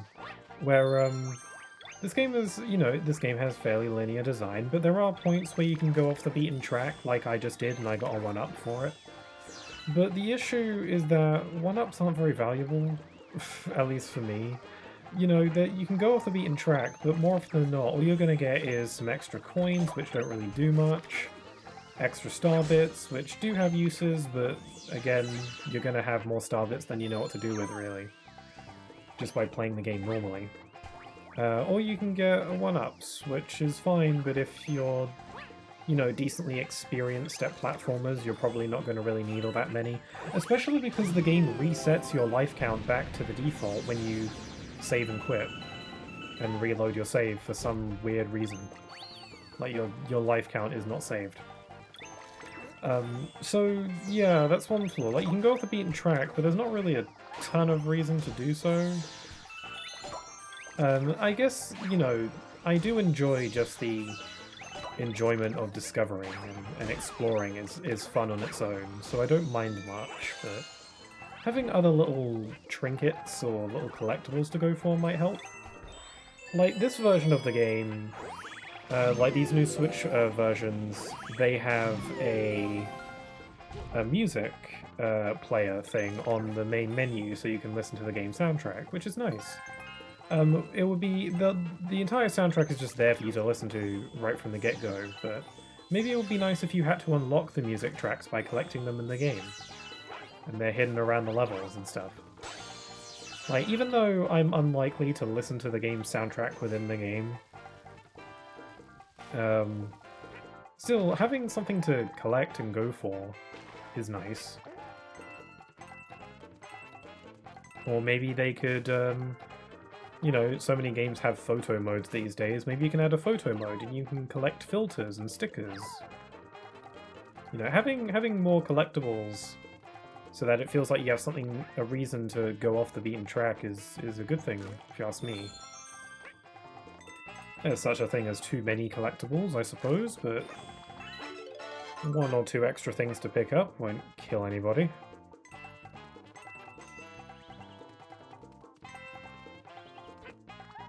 One thing I notice about this game is that it does have more coins in it than the first game. The only reason to collect coins in Galaxy 1 was because they increase your health, or they restore your health. And I don't know if the game even really keeps track of how many coins you have in total. Like, obviously you have a coin count in your HUD, just normally, but your coins don't have any specific purpose outside of restoring your health, so... and this game has a lot more coins in it, I noticed, than the first one. And I think the reason that is because there isn't much else to do with your coins, but there are the Hungry Lumas. And the Hungry Lumas are in the first game, but the way they work is that you feed them star bits, and then they can turn into new galaxies or planets or whatever. In this game, Hungry Lumas are also a thing, but some of them also, instead of requiring star bits, require coins instead. So that gives your coins a little bit more value, because they have there's something to do with them. So that's probably why this game has just more coins running around in general. I guess they figured that they needed coins to have more of a purpose as well.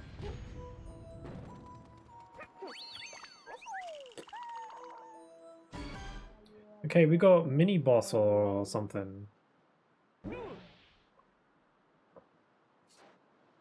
It's Plumpakatu. It's Plumpatu. Okay, I think we just gotta eat these and just spit them. Look how squish... Oh, the cloud got sad. Oh, now it's angry, and now it's happy again. It's happy when it's trying to murder me.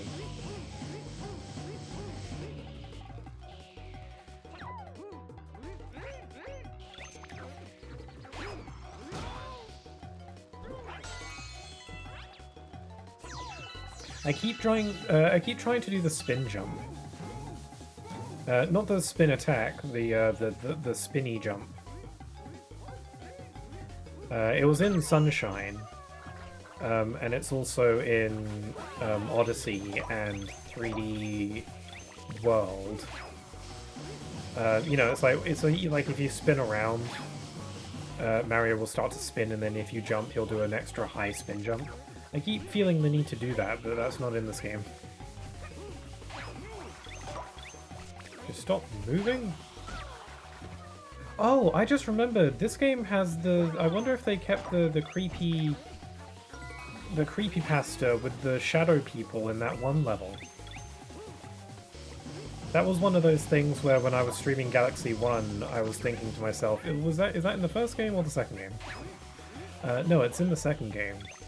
I wonder if they still have the shadow people and if they've been up-resed like everything else so they're easier to see. It was like a creepypasta. I kinda miss video game creepypastas.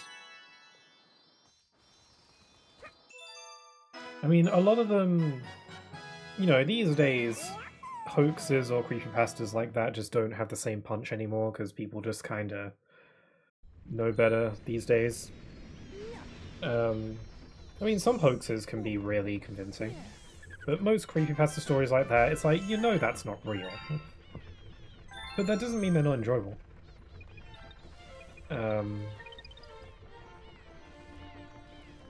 I enjoy a good spooky creepypasta every now and then. Maybe I should read some. on a stream because it's, you know, the spooky season. Maybe I should read some old school video game creepypastas or something. Like, in the middle of a stream we can, like, take a break and I'll be like, let's read a creepypasta. I don't know. Maybe that's a bit silly. Anyway, it's our first hungry Luma. These are big boys and they gotta eat. Looks like you found a hungry Luma. Hope you've got a stack of star bits, because these guys like to eat. And I was about to say something mean. Never mind. Star bits do look pretty delicious, though. Apparently they taste like honey. Hey, you! Yeah, you! Got any tasty star bits I can snack on? I like how cute and squishy he looks. So hungry. Feed me delicious star bits. I need to chow on 300, then I'll transform. You can't transform on an empty stomach, I suppose. That's the stuff. Oh, so full. I think I'm about to transform. Oh, and then they explode. So we've got a new galaxy. Oh, this is the galaxy that has that... Well, it's not a glitch, it's more of a trick. So the way that, like, Mario's gravity and momentum works in this game allows for some interesting little movement tricks, and this level features one of them.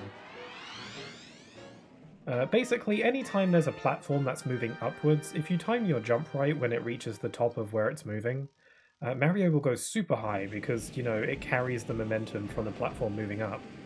And these flip switches will flip every time we spin. And since they go, like, down and up, if we time it right, we can have them flick us really far. Hello, little bunny.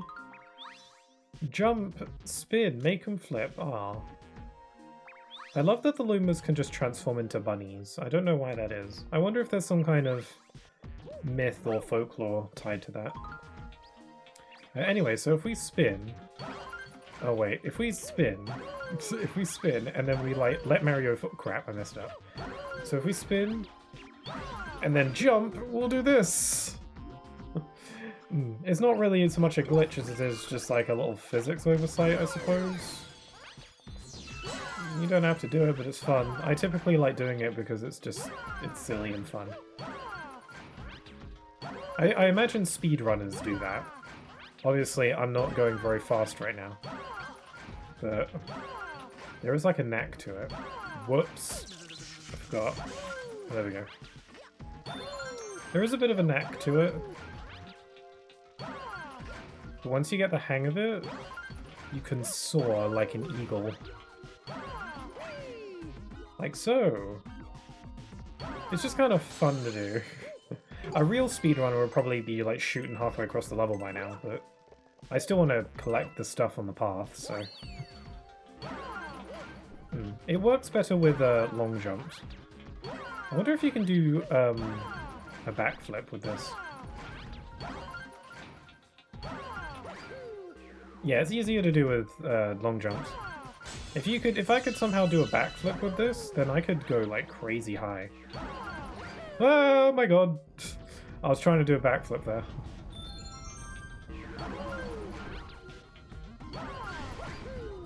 Ooh! Yeah, I think whoops.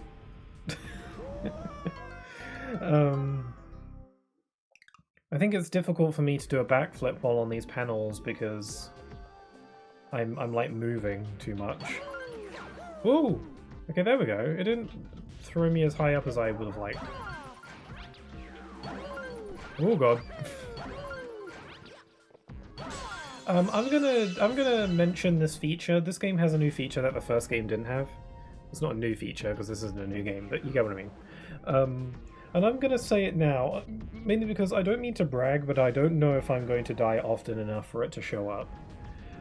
They have this feature where if you die a lot on a specific point or in a specific level, then a Shadow Rosalina will show up at the beginning of the level, and if you talk to her, she'll be like, hey, I'll possess you, and I'll do the level for you. It's essentially like, you know, if you're stuck and you want to just move on. But if you choose to do that, though, you won't actually get a power star out of it. You'll get like a bronze star. I don't really know if bronze stars do anything, like if they function the same way that the regular power stars do. If they actually allow you to progress, or if it's nothing more than just a, hey, I did it for you, but you still got to do it yourself. It could just be a simple fact of like, let me show you how it's done, so you can do it yourself. And the bronze star is just a sign that you haven't actually done the level yourself yet. Still, it's an interesting idea. It's just, you know, one of those little helper things. You don't have to engage with it if you don't want to.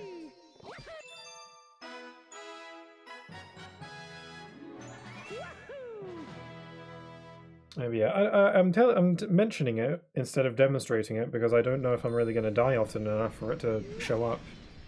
Which I'm trying to say that in a way that doesn't make it sound like I'm bragging, but I don't know, this game isn't that hard, and I play a lot of platformers, so I don't know. If it might show up, I might get it to show up if I die a lot, because I can be really reckless at times, so it wouldn't be crazy. But, you know, you brought back a star bunny? No, the one thing in the galaxy cuter than one... Oh, no, the one thing in the galaxy cuter than one of those? Nothing, that's what. Did I get you on that one? I thought he was going to say oh, herself. Well, it looks to me like that cute critter wants to tell you something. Yeah, so I like how you recruit the different creatures that you meet. It's really fun. Again, they don't do anything, they just kind of sit around and you can talk to them. But it's nice. Making friends across the galaxy. Also, now that we have Yoshi here, there's a little area up here that's opened up. Got a bunch of fruits.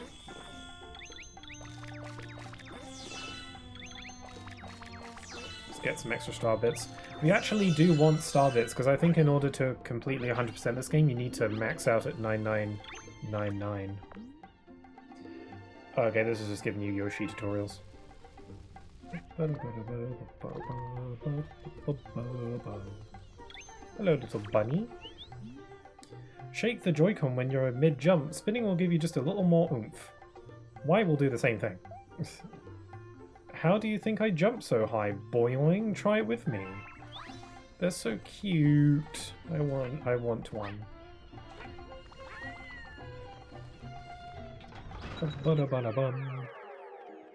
Okay, so the Flip Swap Galaxy was technically like a mini galaxy. So it only has one star. Okay, next we've got the Spin Dig Galaxy. I remember the music for this one being groovy. There are certain pieces of music from this game that I remember.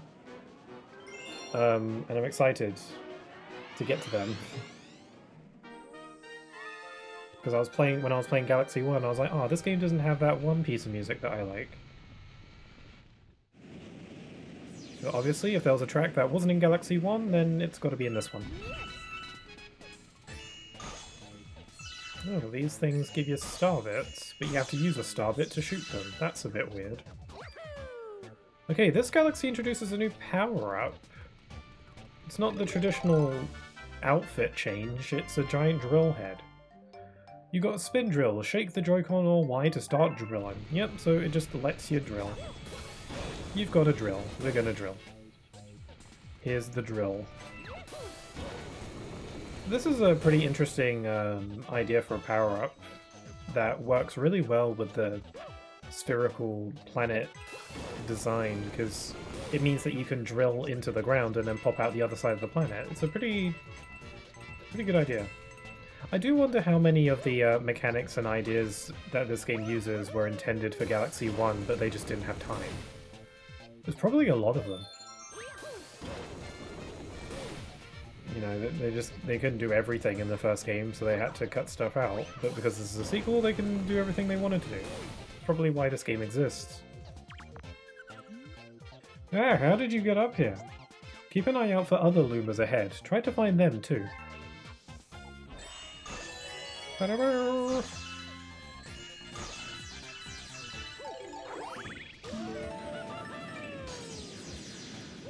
Are we inside like a giant asteroid? Or something? Like, if I look out... Yeah, we're like inside of a hollow sphere with holes in it. Interesting.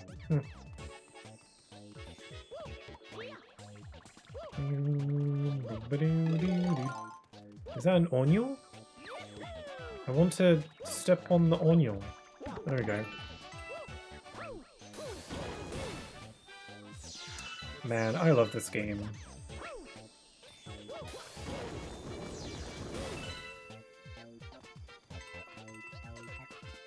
Sometimes the music in these games makes me feel emotional. I remember when I was playing Galaxy 1 on stream, I got a little bit...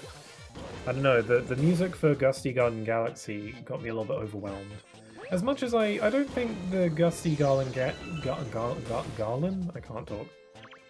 I don't think that the Gusty Garden Galaxy's music is overrated necessarily, but it does show up more than every other Galaxy track in Mario games. But it is a really good track, so there's a reason why there's a good reason why it's as popular as it is. My personal favourite level theme from Galaxy 1 has always been Good Egg Galaxy, the first level of the game. So that's just me. But I really like Gusty Garden Galaxy, to the point where when I streamed it, I suddenly just got really like, wow, this music is making me feel things.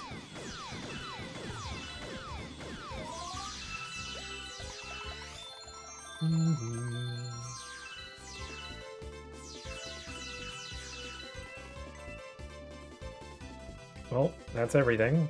Now what?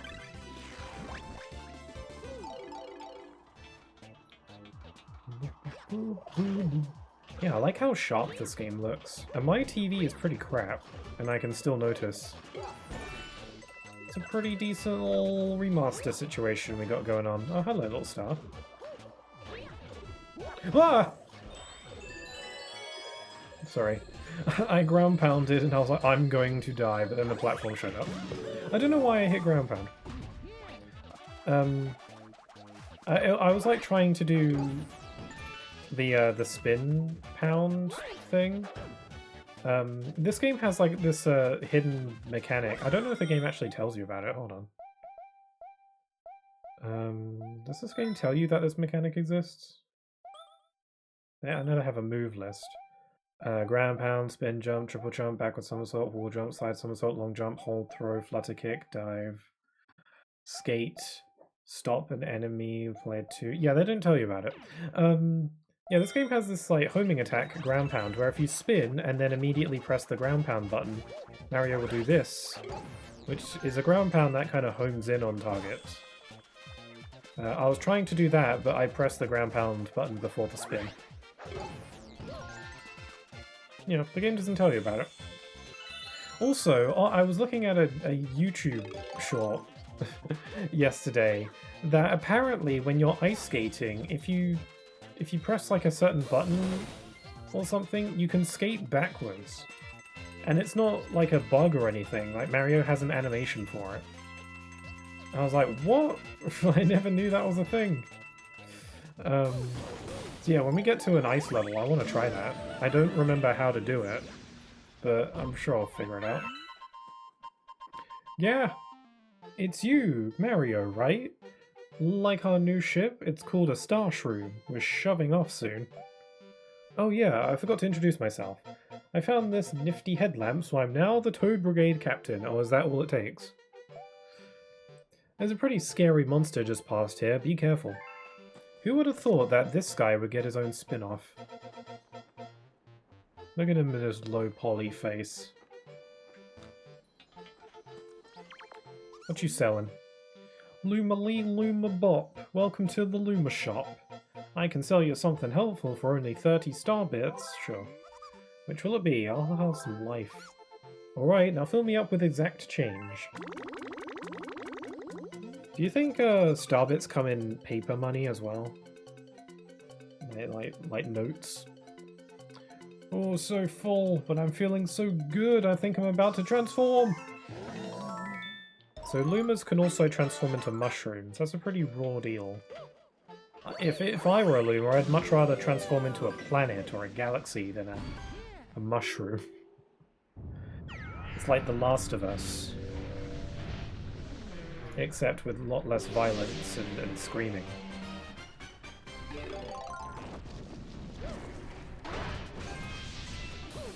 So this boss is pretty simple. You just gotta drill through the planet when it exposes its weak spot. You gotta avoid its little drill buddies.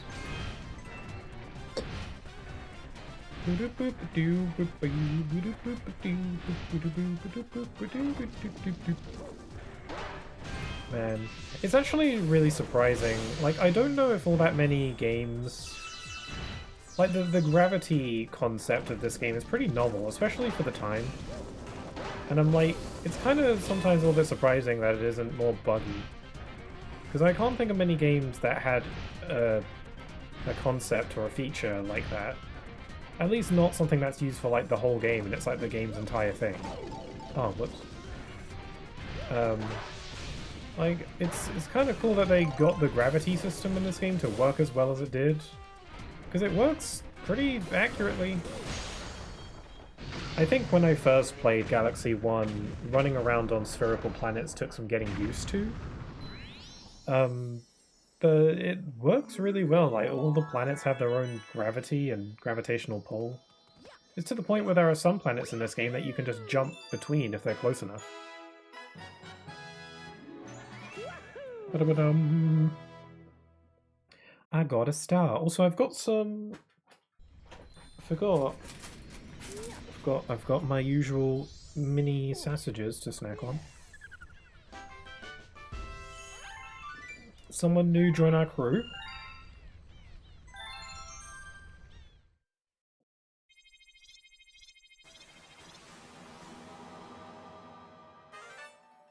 Now advance. We've got 2 more galaxies to look into. Oh, one of my little guys is back. I was wondering what happened to the little fella after he fell off. You built a ship to get back, huh? That's my crew for you. Oh, so he's the one who built the ship. I was wondering where Toad got the ship from. Ain't no way in hell he made it. Those guys are all friends of yours, right? If you ever want to visit that ship, you can get there with the warp pad. It's on my ear canal.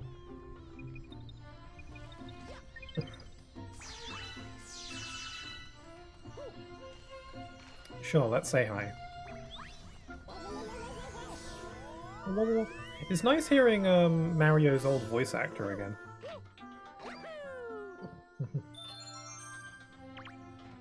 Hello, Glasses Luma. Not Luma, Toad. It looks like a Luma named Lubba is in charge here. Despite being a bit curt, what does that mean? This Luma seems to be well regarded by the crew. We're not going to see any mutiny happen. That spaceship is supposed to look like Mario. You know, it's not like you're talking to Mario.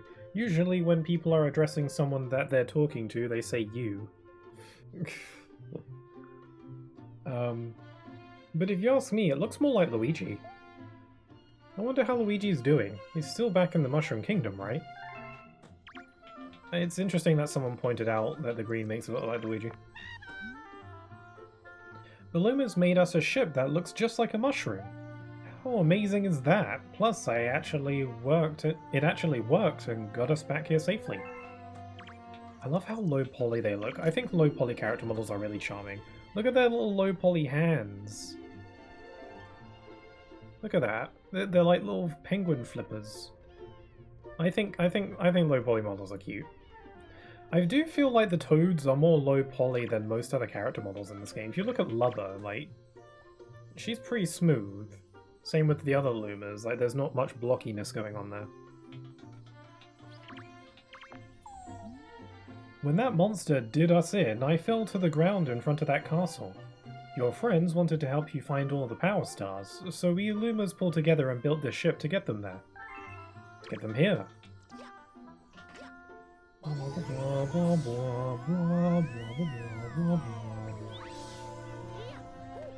If you do the infinite flutter jump trick with Yoshi. I think you can get to that ship by just flying within its gravitational pull without using the warp pad.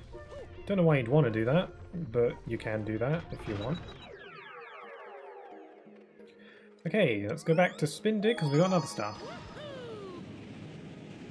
Yeah, so most galaxies only have 1 or 2 stars, but more will be added later, so that is one nice thing. Is you do I can't talk. You are encouraged to go back to older galaxies, which Galaxy 1 did too, but this game does it to a greater extent, especially in the post game. Careful. Watch out for the cosmic clones. If they come after you, run for it. Oh, there's cosmic clones here. Okay. Oh, they're just going to be following me the whole time. Right. So yeah, they just kind of follow you exactly and stuff. I'm trying to think of another game that does this. I swear more games do this. Like I've played another game that has a very similar concept where you're running away from your own clones and they stack up and they follow you. There's another game that does it and I can't think of what it is. It's not on the tip of my tongue, but it's in my head somewhere.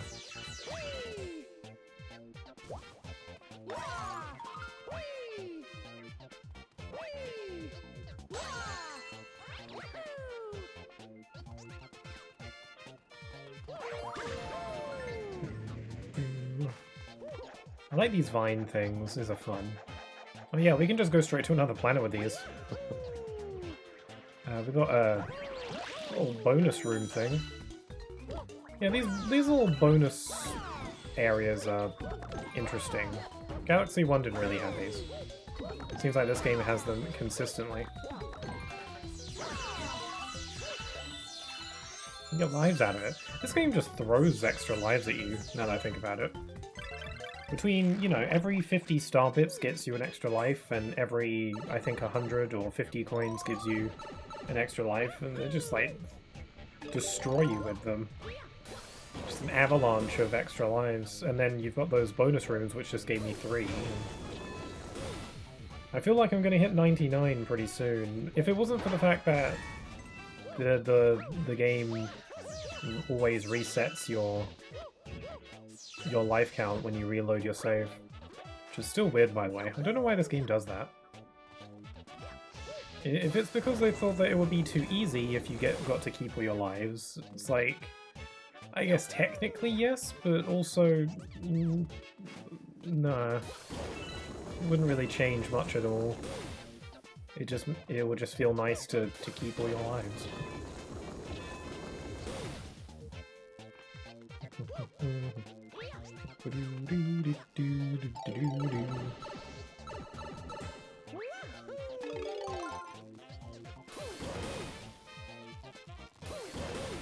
I should have timed this out more. Crap. I was like, let's just go for it. Let's just see what happens. Okay, I'll actually use my brain. That's not using my brain. Maybe it's a good thing that I'm getting so many lives.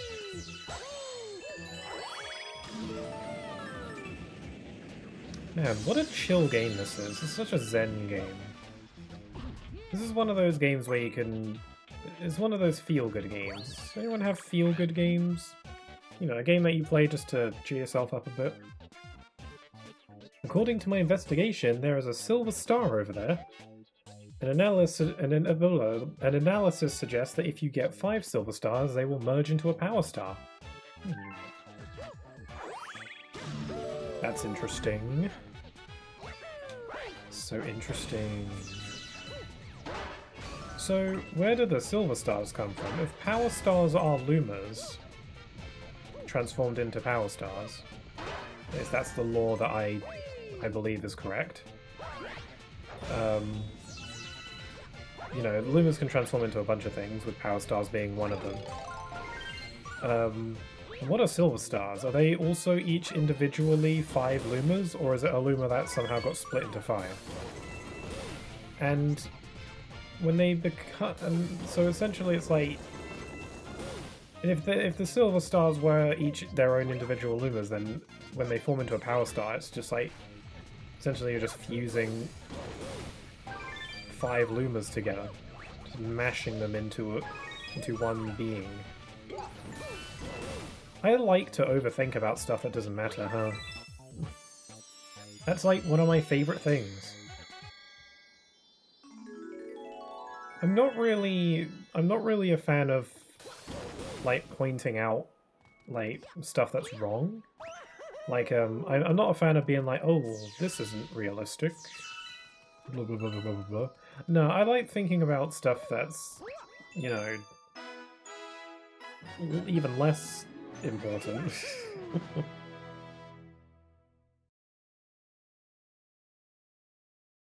Like, I don't care about stuff being realistic or not. So really engineering.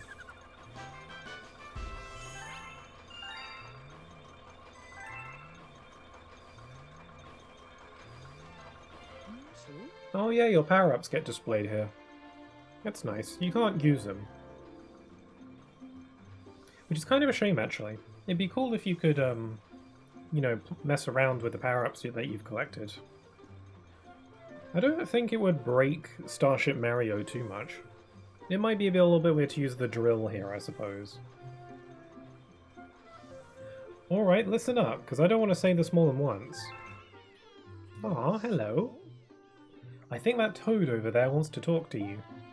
I guess there's some info about Amiibo for you. I'm pretty curious. Alright. So he's the one who handles Amiibo? Well, well, what do we have here? A spin drill, huh? That's for digging? Well, it sure ain't for tap dancing. Just don't go digging through the center of your face ship. Might get a headache. I don't think you're allowed to use the power-ups, eh? I don't think you can take them out of these display cases.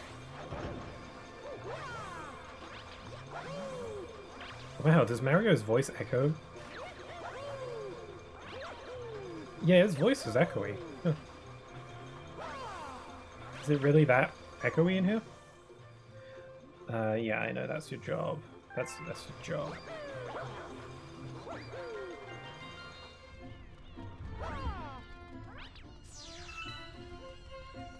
Okay, let's see what the Amiibo Toad is. I thought he was the Banker Toad. Has he just got 2 jobs now? I have a feeling something good may happen if you tap an Amiibo. Open the menu with plus and give it a shot if you have one. If you don't have one, you lame-o.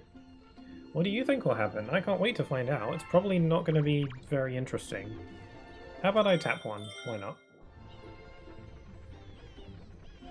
I just so happen to have my Kingdom Hearts or my Super Smash Bros. Sora amiibo in close proximity. See what happens when I scan it. I just get a Keyblade. Oh, it spews out some star bits. That's so not helpful.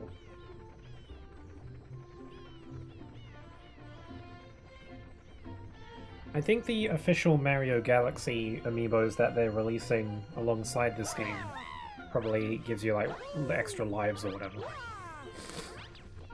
I mean, I don't really mind, because locking actual useful features and content behind amiibos is something I generally don't like, so...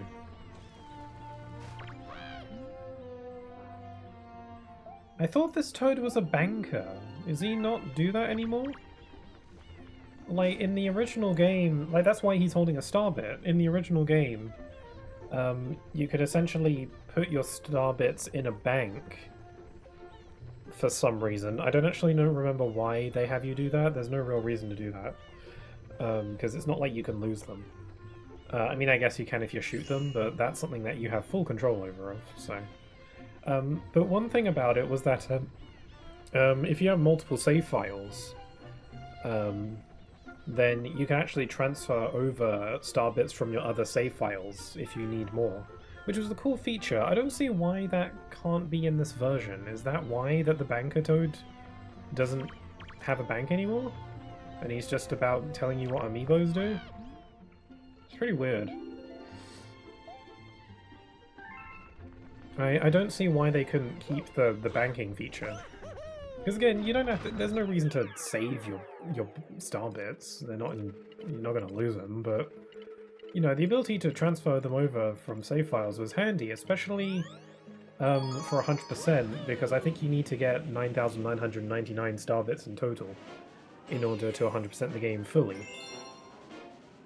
I think.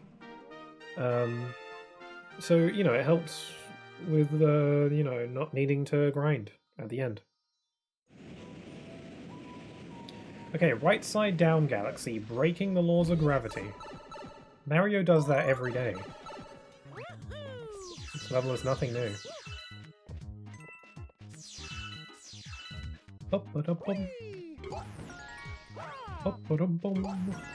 remember this galaxy. A lot of these, the galaxies in this game, I start to remember once we get to them. I'm looking forward to the throwback galaxy. The throwback galaxy is cool because it's literally just a recreation of Whomp's Fortress from Mario 64, which is cool. I really like stuff like that. Like, I don't even have a nostalgic connection to Mario 64. I played it like twice. Once on DS and once on the All-Stars collection. But I still think stuff like that's cool, even if I don't have a nostalgic connection to it. I still think it's cool when they, you know, recreate some of these locations. I was actually thinking of making a video comparing Whomp's Fortress from 64 to the Galaxy 2 version. But I don't know if I should do that. Whoops.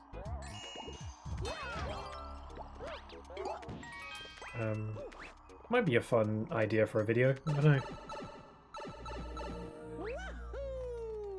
You know, the more I think about it, the more I really do want to make that video. You transformed into Fire Mario. Shake the Joy-Con or press Y to shoot fireballs. Oh yeah, just like in Galaxy 1, Fire Mario is in this game, but it's a time limit power-up, so you can only use it in these specific situations for a limited time.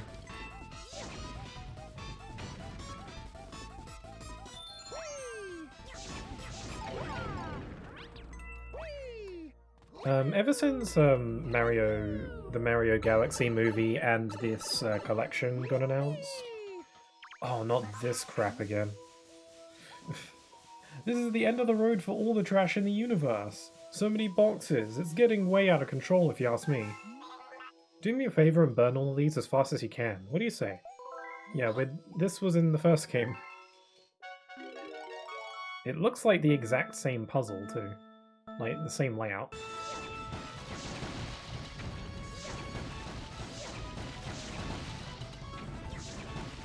I'm gonna have to get him in a... Oh wait, I don't think this was in the first game, actually.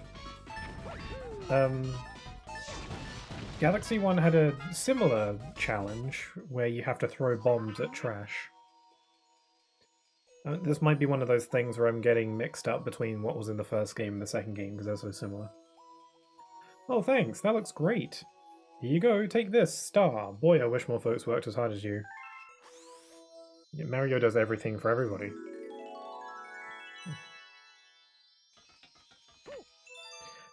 Yeah, ever since the Mario Galaxy movie and this collection got announced, I've been hearing a lot of people saying that they either hope for or expect a Galaxy 3 to get announced at some point. And that's what's going to be like the next like proper 3D Mario, because we're kind of waiting on it at this point. Because we know it's got to be in the works. It's been quite a long time since Odyssey, and we did have Bowser's Fury as well, but that wasn't a full game. So we know that there's got to be a new 3D in Mario in the works. Whether or not that's Galaxy 3, I don't know. When people started saying, "Oh, I hope it's Galaxy 3," I thought to myself, I don't think that they would do a Galaxy 3. As like, I would be delighted if they did a Galaxy 3, but I don't know if they would. I feel like they just do another original Mario game, like Odyssey. But obviously not like Odyssey, you know, another 3D Mario game. I mean, I think there's a lot of potential with a new Galaxy game. They could do a lot, I suppose, with modern hardware. They're not limited to the Wii, so they could make it bigger and better. What if you could like actually manually fly your spaceship to galaxies and stuff? Or they could go even more crazy with it, because it's set in outer space and you go to other planets. It's kind of like the sky's the limit in terms of concepts and themes and what levels can look like. Because it can be anything, because it's space. Anything goes. But I don't know if they would do a Galaxy 3, because there wasn't even supposed to be a Galaxy 2. The only reason they did a Galaxy 2 is because they had so many ideas. I don't know, would a Galaxy 3 be a bit too much? I think I'd be happy with it. I feel like if they did do a Galaxy 3, I'm sure they would be able to spice it up and make it something special. But I just don't know. I don't think they would. I think they'd just make an original 3D Mario. Just seeing, I just feel like Galaxy 2 was kind of the exception as far as direct sequels go.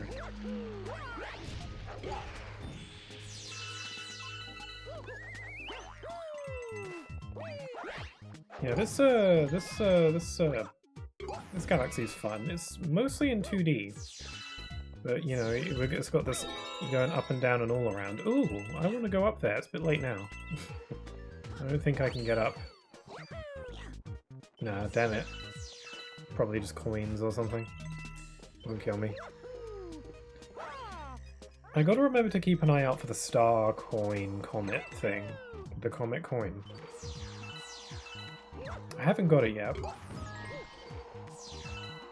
But, you know, I feel like the comet coins from my memory are pretty easy to see most of the time. They're not hidden. You just have to go. You have to go a little out of your way to grab them, but you'll see them. You know.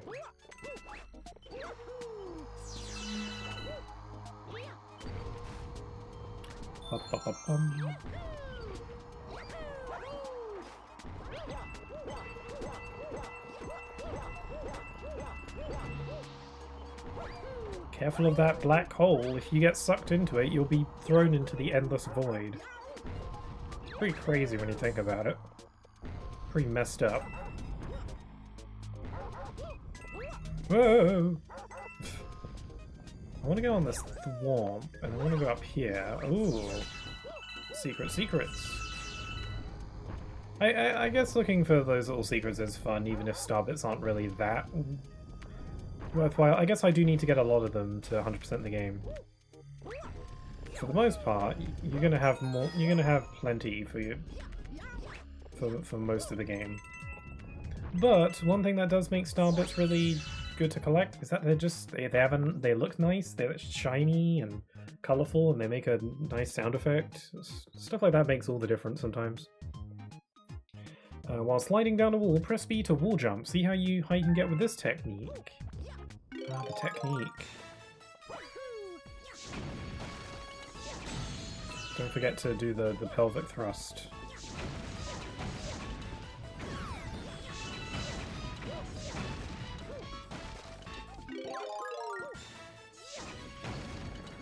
Got Foya.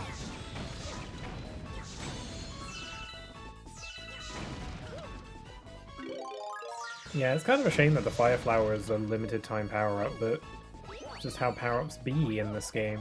You can't really have traditional power-ups unless it's got the 3D Mario formula. Also, now we're top-down. Ah, this is like Mario Wonder. One of the Wonder effects in that game. I want to play Mario Wonder again. It was a lot of fun the first time. I didn't even stream it.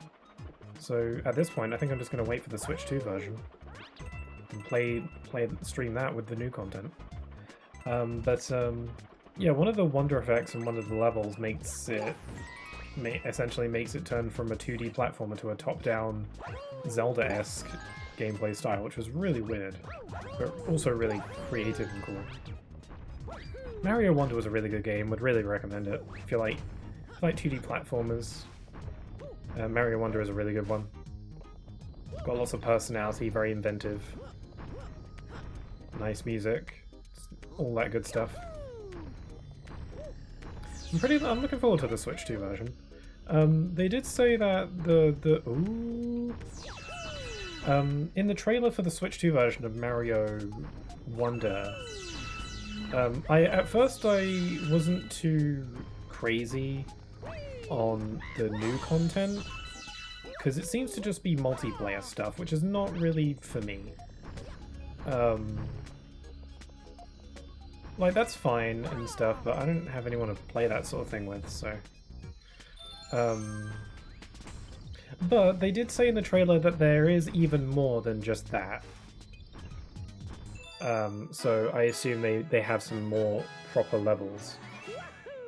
Because Mario Wonder never got DLC, which I thought was weird at the time, but when they announced the Switch 2 and they announced that Switch 2 editions were a thing, it kind of all made sense. It was like, oh, that's why it didn't get DLC. Didn't take a genius to figure out that Wonder was gonna get a Switch 2 edition.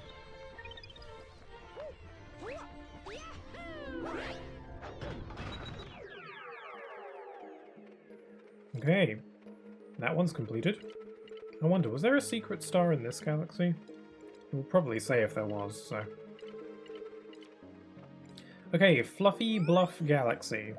This is a nice one. Also, I remember the music being really nice. It also introduces another power-up. I feel like my cursor is a little bit not smooth. I wonder if I can fix that. Hold on.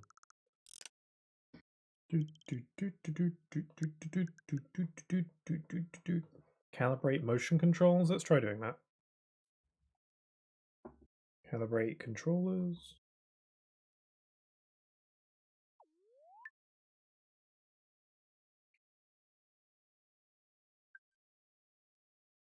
Okay, don't know if that helps. To be honest, this Pro Controller I'm using, it's a little old. I basically got it with the Switch 1 when it was still pretty new. And honestly, my analog stick on the right analog stick drifts sometimes. Usually I can make it stop drifting by blowing into it. I don't know, I guess it's like dusty or something.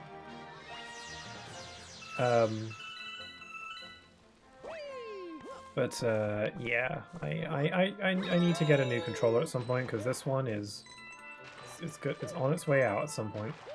I would love to get the Switch 2 Pro controller because it looks nice, and I've heard it's just the Switch 1 Pro controller but better. And I love the Switch 1 Pro controller actually. It's one of my favorite controllers. Except for the D-pad. The D-pad isn't great, but that's like one minor flaw. My ideal controller is like a fusion of the like PS5 controller and the Switch Pro controller. That's like a fusion of that. That's my ideal controller, I think. Like I would enjoy the grip and material and the size and shape of the Switch Pro controller, but with the buttons and D-pad of the PS5 controller. And then the analog sticks, I kind of prefer the Switch's analog sticks, to be honest. With the PS5 controller, the analog sticks on the PS5 controller, they feel delicate. They're probably not, but they feel like it, and it makes me anxious. But with the Switch, the analog sticks on the Switch Pro controller, like they feel like they can take the hit, you know? Not that I'm being overly rough with them, but they feel a lot more sturdy. And then as for the L, the back buttons, I could take either or. I think both are fine. So yeah, I would love the PS5 controller and the Switch Pro controller to do a little fusion dance.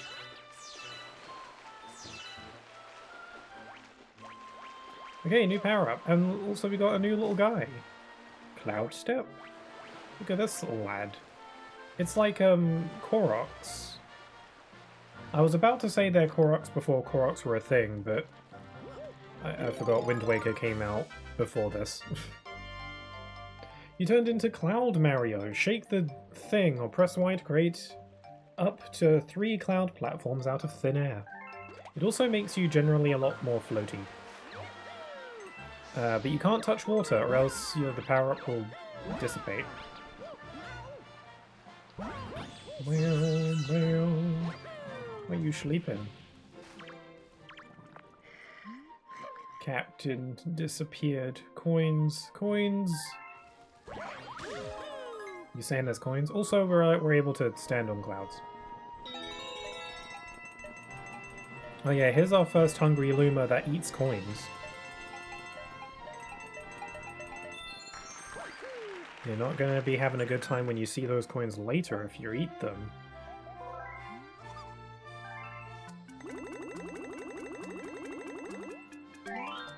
That's the stuff. I'm so full. Wow, I think I'm going to transform. Yeah, I want to get a new Switch Pro controller, but if I'm going to get a new controller, they're already expensive, so I might as well get the Switch 2 one. But the Switch 2 Pro controller is so expensive. I don't understand why controllers are expensive. I guess it's because they're necessary to play the games, so they want to get more money out of you. Because you need them, you know? The fact that Joy-Cons for the Switch 1 were as expensive as they were, even though they broke inevitably, is absolutely absurd. I never bought replacement Joy-Cons. I always just stuck with the ones I had at launch, and they did eventually start to drift. But by that point, I was like, well, the Switch 2 is going to come out eventually, and I never used the Joy-Cons much anyway, aside from specific games. I was like, well, the Switch 2 is going to come out, and then I'm going to just get new Joy-Cons with those, so... the Switch 2 Joy-Cons, I haven't used them a ton so far, but they feel a lot better. They're not my ideal controller, but I understand that they kind of have to be designed the way they are in order to fit on the console and to be compact and stuff like that, so... But they are way better than the Switch ones. I haven't used them a ton. Still rather just use the Pro Controller. But if my Pro Controller does completely die and drift like crazy, then at least I can use my Joy-Cons as a backup. But I like the Switch Pro Controller. It's got a good weight, it's got a good size, it feels good to grip. I like it.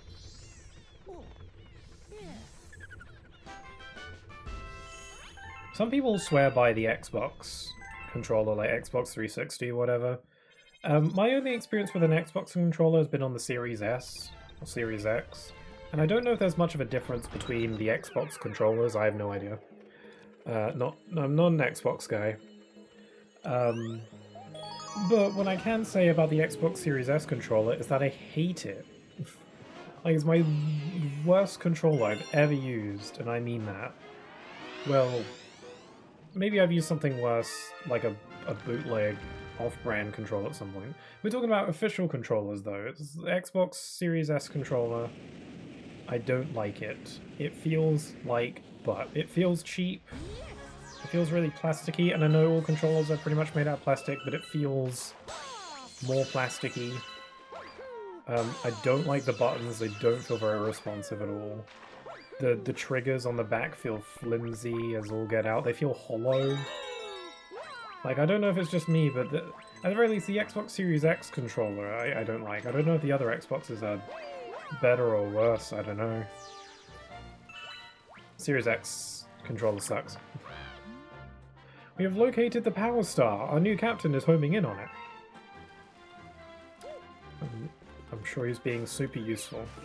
Isn't this the galaxy where we play the minigame with the monkey? I completely forgot about the monkey. This game has a monkey, by the way. It's a pretty crazy monkey.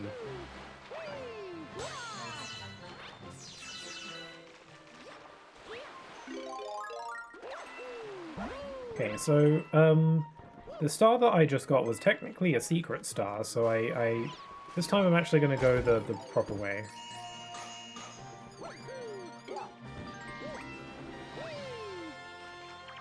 Hello. Touch water, lose clouds. More ahead, keep going. Oh, they talk improperly. And Koroks from Zelda can speak in full sentences, just saying. You know, these are aliens, so... I like the little creatures in this game, though. I like those little wooden guys, even though they are just Koroks again. They're Mario's take on Koroks. Yeah, I wonder if how many people believe that Koroks originate from Breath of the Wild, because they don't. They were in Wind Waker first. Now that game came out like what, 2003? So you know.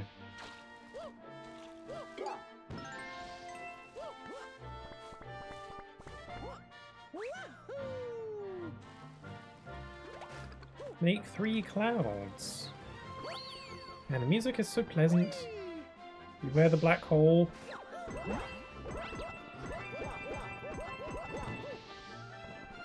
Yeah, so the cloud power-up just generally makes you a lot floatier. You can also create platforms.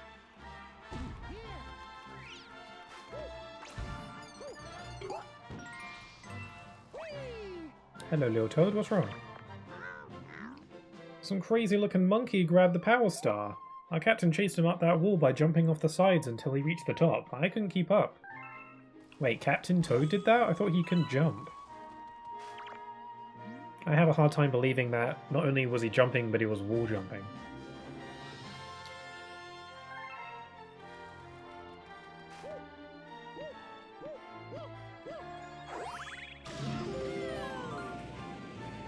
There's a bunch of star bits in the clouds. Watch out for cosmic clones. Okay, they always warn you.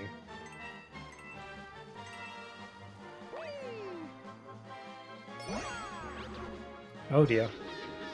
Yeah, so touching water will get rid of my power-up.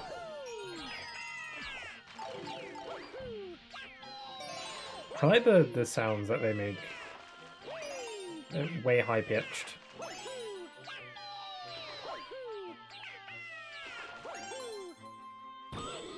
And then they die and explode.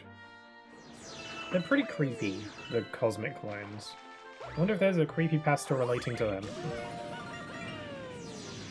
Mario can have some pretty messed up stuff in it sometimes, you know? Oh, there's star bits going down the waterfall? That's fun.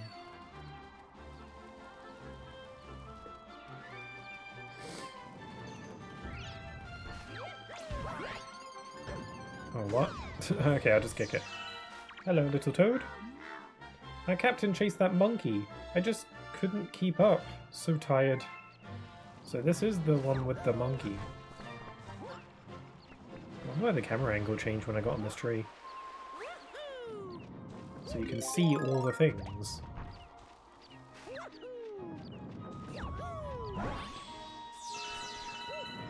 Even the cloud platforms that we create and bring into existence have smiley faces. Are they sentient? Is Mario technically a dad?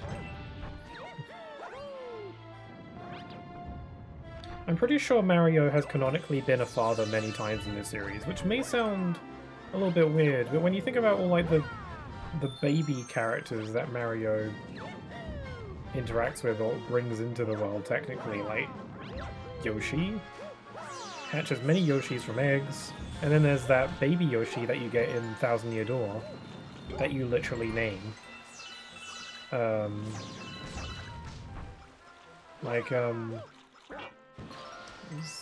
Something to think about. Hello, little triangle Dorito-shaped head man. Leafy hint, press ZR, shoot starbit. Shoot starbit at enemy, make dizzy, kick enemy, enemy fly bye-bye. Ah, it's telling me about killing.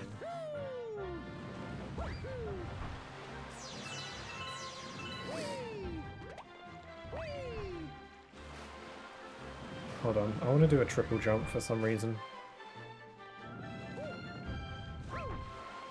Crap. No, I can do that more stylishly. I can just long jump over, but I want to do a triple jump because I think it would look cool. Whee! There we go. All I wanted.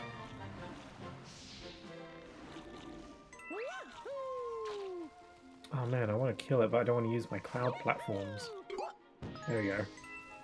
Just kind of, because once I spin attack, that's what creates the platform, so... Hello, Captain. You've come far.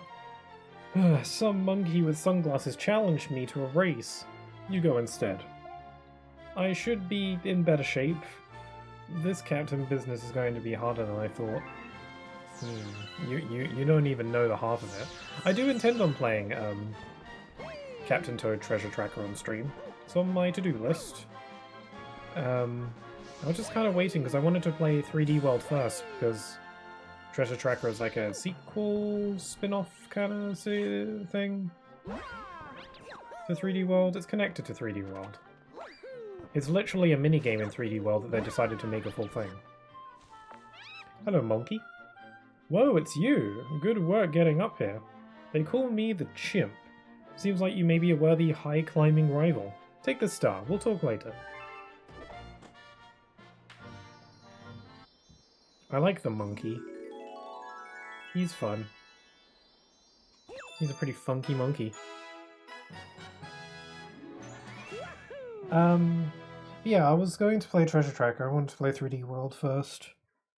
I was planning on playing 3D World pretty soon, but see, like, I'm gradually making my way through the 3D Marios on stream, and I do mean incredibly gradually. Hello, we got a new power-up. Look at that! Yeah, I see you brought back some kind of floaty souvenir. It's a cloud flower? Well, there sure is some weird stuff out there, huh? Speak for yourself. Yeah, I was gonna play 3D World pretty soon, but yeah, and I wanted to make my way through all the 3D Marios on stream, and I do mean very gradually when I say that. Like, I have streamed 64, but that was like within my first year of streaming. And that was even before I started putting VODs on YouTube. So there's no trace of that playthrough anywhere. So I don't know, I might go back and play it again. Maybe I could play the DS version instead. Then I played Sunshine and then I played Galaxy earlier this year, and then Galaxy 2. So yeah, I'm going through them very slowly, but there's just a lot of games to play, you know?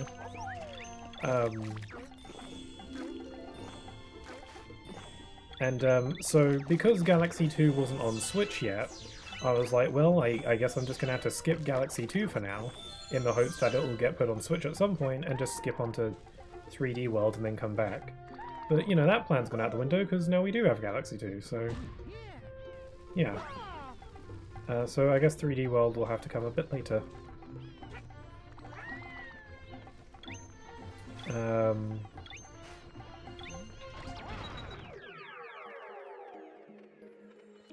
Okay, that's everything in Fluffy Bluff Galaxy.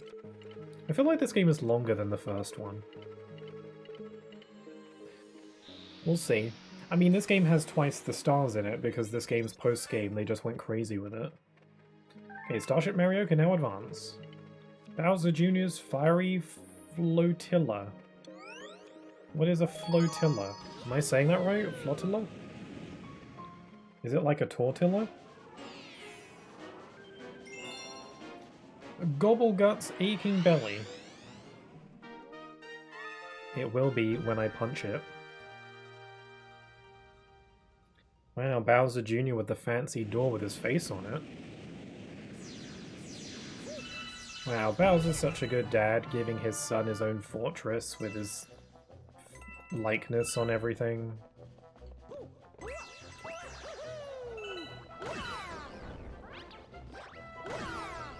I think Bowser, for, you know, the thing is, as far as villains go, I don't think Bowser's evil. Like, when it comes to, like, you know, the main antagonist of a series, you know, your Eggmans, your Bowsers, your... I can't think of a third example, but obviously there more exist. Bowser never strikes me as evil. He doesn't strike me as an evil villain. He doesn't strike me as an evil person. He's just kind of a bully. That's probably the best way I can describe it. He's a bully, but on a very big level. On a very big scale. Because, like, I don't, like, I think he does want to, you know, rule the galaxy or whatever, but I think his #1 priority is just, you know, getting with Peach and marrying Peach. I think that was, like, his one major goal, and I think, you know, conquering the world or whatever is more like a bonus. I think as long as he's with Peach, I think he'll be happy, though. And, I don't know, obviously that's not good, but as far as, you know, villains go in games, that's... at least he's not trying to kill everybody. I mean, I'm sure he'll mess people up who get in his way, but that's why I see him more as a bully kind of character than an evil, bad to the bone, irredeemable person villain. He's not like Ganondorf, you know. So the idea of him being like this wholesome father figure for Bowser Jr. is I like that. I think it's nice. Where he has those, like, proud dad moments. It's sweet.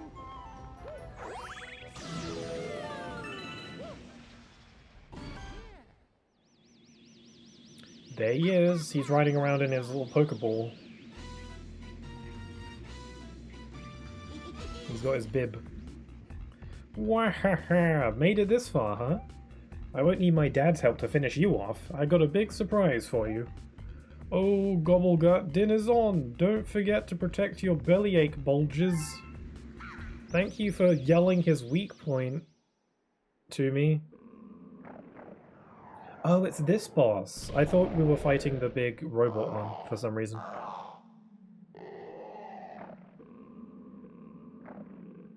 It's a worm. I don't remember if this guy was in the first game or not. I don't think so.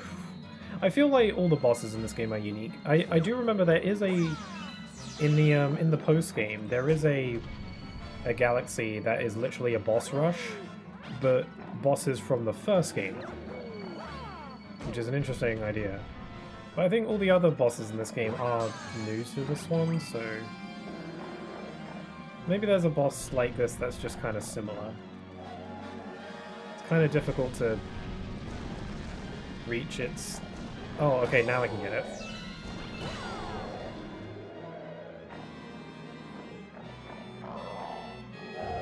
I know it sounds like a train. Playing this game does make me want to replay the Mario plus Rabbids game. And the reason why this game reminds me of that is because in the second one, Sparks of Hope, that one is incredibly galaxy themed. Like Rosalina's like Rabbid Rosalina's Rosalina, you're out in space. It's clearly very... It's kind of like the Galaxy 3 we never got. Kinda. Except it's not a platformer, it's an RPG. Yeah, I really wanted to stream the Mario plus Rabbids games, both the first and second one, because I think that'd be fun. I haven't played them in a while. I haven't played them since Sparks of Hope came out, which I guess wasn't too long ago, but I'd still like to play it. I'm not doing great at this boss, am I?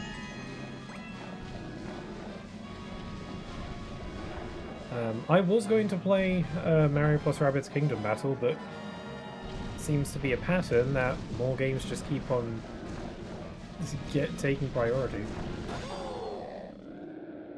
Like, I think I was going to play Sparks of Hope. No, I think I was going to play Mario plus Rabbids Kingdom Battle after I was done with Twilight Princess, actually. But then this came out, so... and I was like, I want to play Galaxy then.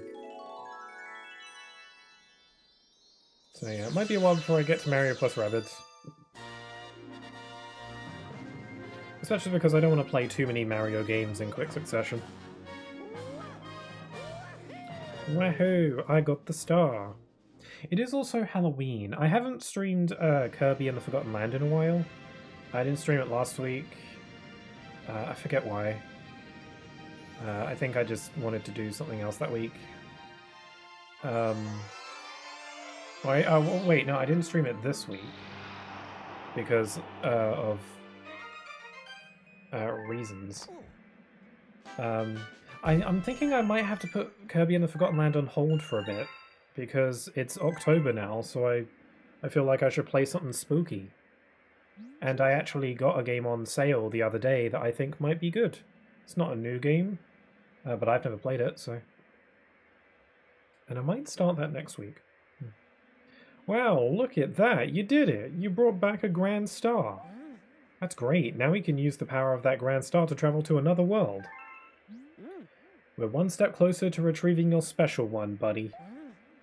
Through space and time to an unknown world we go. I'm jiggling just thinking about it. Ready, Captain? Don't talk to me about your jiggling.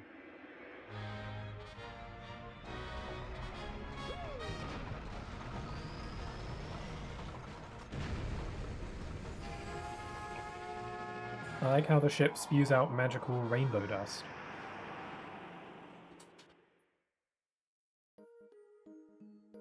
Ah, pretty.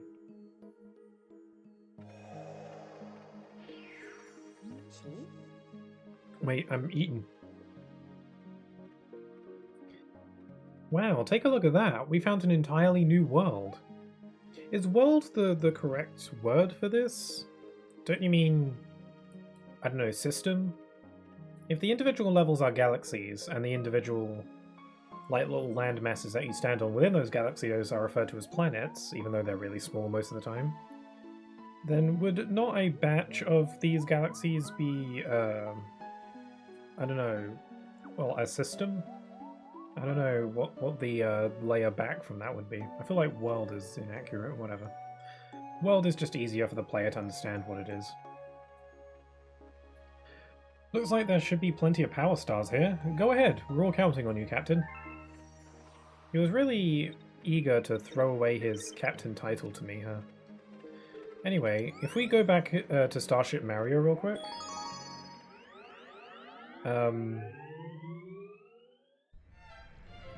You can see that the background here has changed because we're in a new world. Which is a really cool touch, because some of these backgrounds get beautiful. Like, look at that. Look at that sun. That is stunning. Like, you can see the light emanating off of it, and look at the stars. Oh, this game is pretty. What are you looking at? What are you looking at? Mr. I'm not a banker anymore. All he does is tell me stuff I already know.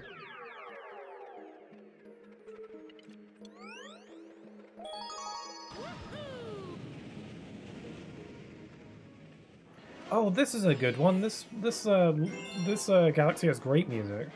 This is one of those galaxies where I was disappointed it wasn't in Galaxy 1, and then I remembered it was in this one. Yeah, the music in this one is fun. And it's got a pretty interesting concept too. It's one of those galaxies where the music doesn't kick in until you land. I don't know what the main instrument that they use for this is, like violin, fiddle, I don't know. Oh, the music is so fun. This would be good background music for videos.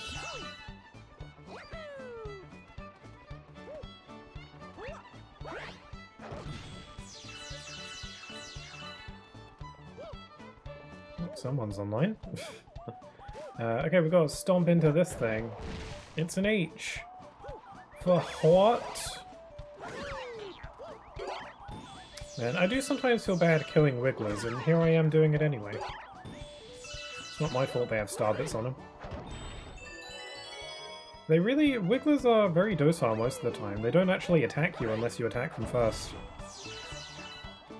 Pure self-defense.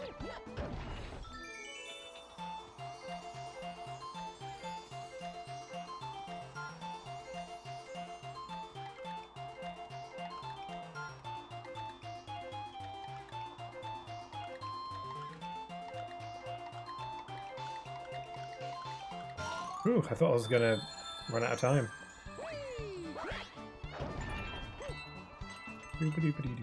See, how many lives do I have now? 77! Am I gonna get to like 99? And then it's all gonna get reset when I load up my save the next time anyway. It's pretty crazy.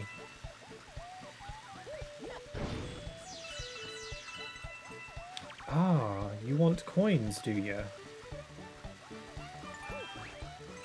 Don't know if I have enough.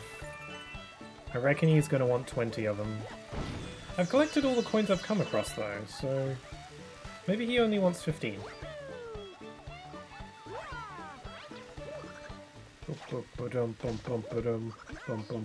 Ow.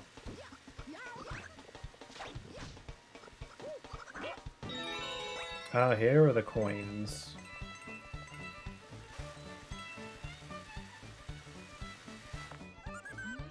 I'm so hungry. 70? You've got to be kicking me in the face. That's absurd. Oh, this is how you get the coins. Oh, you get the coins from here, do ya? Right. I see. There we go. Just barely enough. Even if you got all these coins, you still wouldn't have enough if you didn't get some of them earlier in the level. Okay. Eat my coins.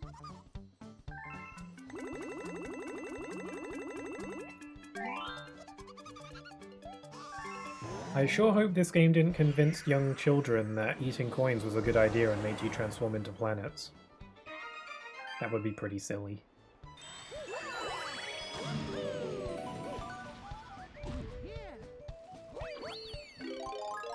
This planet looks familiar. This looks like it... If there ends up being like a... Okay, if there ends up being like a mosquito boss that flies around that you have to ground pound on, then this is literally a boss straight out of the first game. Where's your wings? Yeah, he's got wings. This is literally a boss taken from the first game. Maybe it has different attacks or something. Also, the environment is made out of wood this time. Yeah, this is literally a boss taken out. It's because I was playing Galaxy 1 like yesterday on the big TV downstairs just to, you know, try it out. And this is like the boss in the Honey Hive Galaxy, I'm pretty sure. I did it yesterday. Okay, so I guess they do reuse some bosses here and there, huh?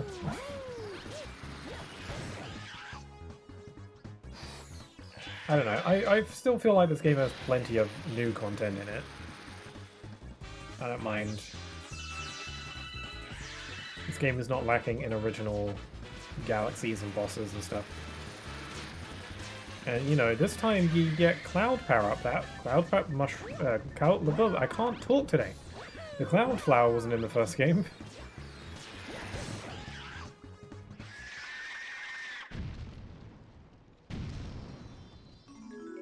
Blah, blah, blah, blah, blah. I wonder if there's something up the tree. Oh no, all the mushroom... No, wait, never mind. I was about to say all the clouds are gone. I want to see, is the flower going to come back? I keep wanting to call it a mushroom. I think there's something on the tree. Nope, it's just a dead end. It'd be cool if they hid some kind of secret up there. They do that sometimes.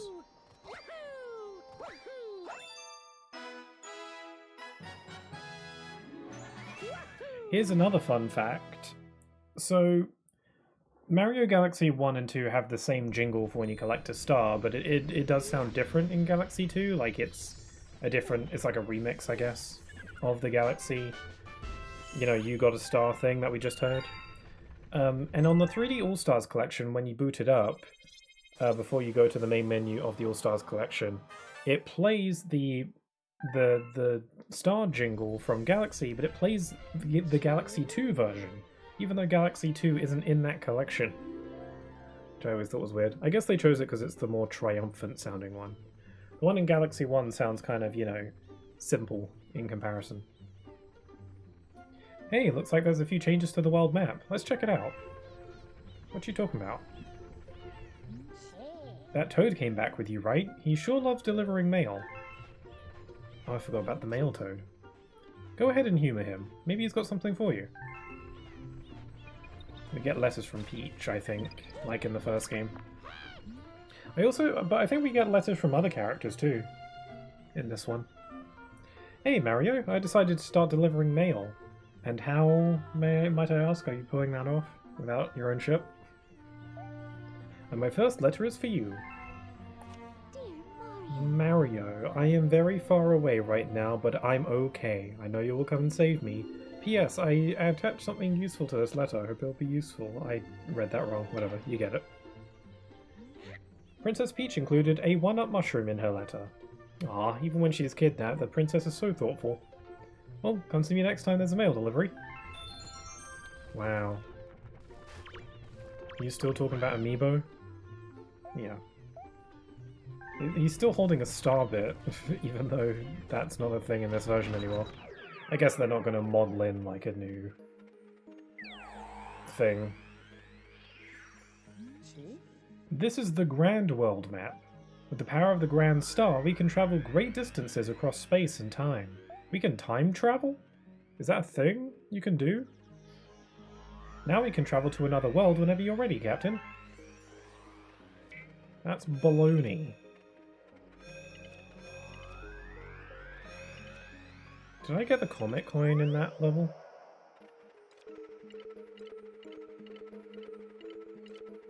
No, I did. It just doesn't show up because I got a silver crown on it. Alright.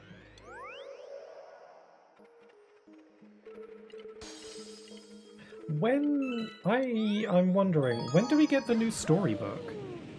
Because I have no idea where that even is. Like, I haven't seen any of it. I don't... Because like in Galaxy 1 you can go to Rosalina's library and it's like there's like a room, you go in there and then you can read the storybook. In this game I don't even know where they'd put it. Like when do I get it? I guess I'll just keep playing and it'll probably show up eventually. Like I'm pretty sure in Galaxy 1 you don't get access to the storybook right away. I think you have to play a little bit. But I've gone past the first world. I feel like now is an appropriate time to have the storybook start. Unless it's only at the end, because the thing with the storybook in Galaxy 1 is that you get it in segments and you have to progress further into the game to unlock the later chapters.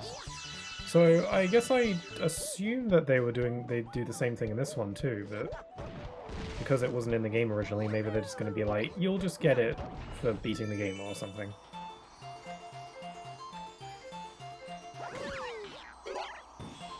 Oh, the Wigglers are in my way.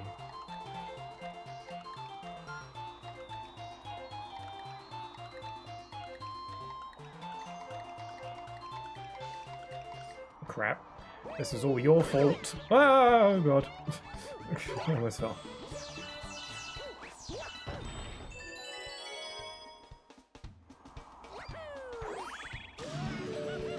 I kind of want to hit 99 lives before I end the stream. That's why I was so serious about getting those extra lives.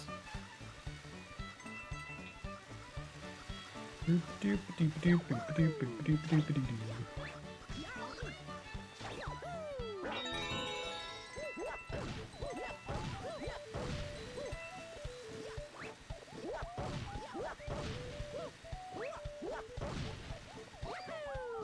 go all the way around, and now we can get to the thing.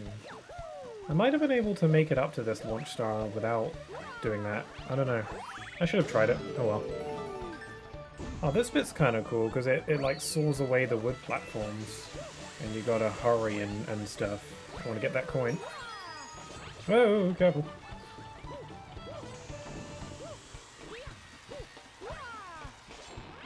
I don't remember if this game has any of those motion control gimmick levels. Like the manta ray from the first game, as well as like the balancing ball one. I think the ball is in it, actually. I feel like there's one level in this game that has the balancing ball. Or maybe more, I don't know. I don't know if it has the manta ray though. Or the bubble that you have to blow on with the pointer.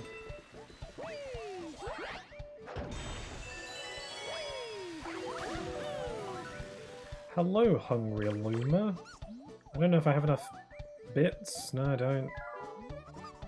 Oh, that'd be cool if I made my bits on Twitch Starbits. I should have thought of that. I recently changed them so they're rupees. Because like bits are presented as being like little gems, and I'm like, rupees, that'd be fun. But Starbits works really well too, because they're literally bits.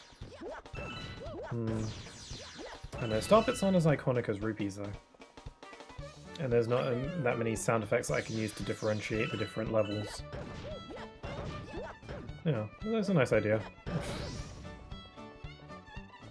Maybe I could do both. I guess there's no reason as to why I can't have both.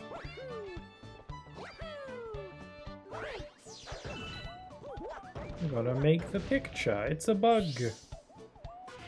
Oh, right, we summoned him.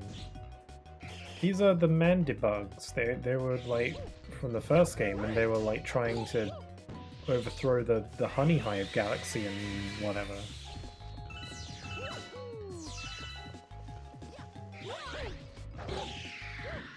You are dead.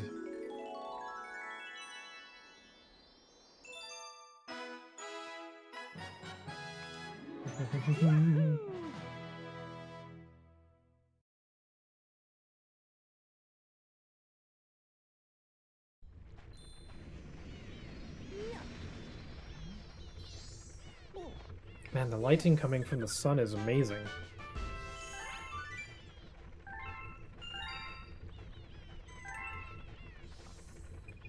Got some serious coinage. So that's it for Puzzle Plank for now. We will be returning to all of these galaxies later. I really want to do the Hightail Falls though. This one I remember being fun. It's a Yoshi-focused galaxy, and it introduces the first of Yoshi's power-ups. Hot Step and Dash Pepper. It makes you go fast.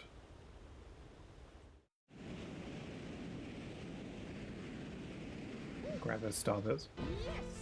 And it has the Mario World music. I've still never played Mario World. I wanted to maybe start streaming all of the 2D Marios. There's so much Mario to play. I can't play too much Mario.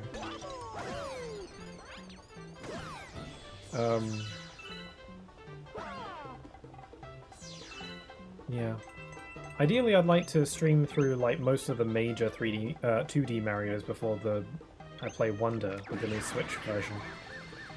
Because I've never played most of them. I've played a couple of the new Super Mario Bros. Games. Actually, I think I've played all of the new Super Mario Bros. Games except for DS, funnily enough, which is like the best one for a lot of people.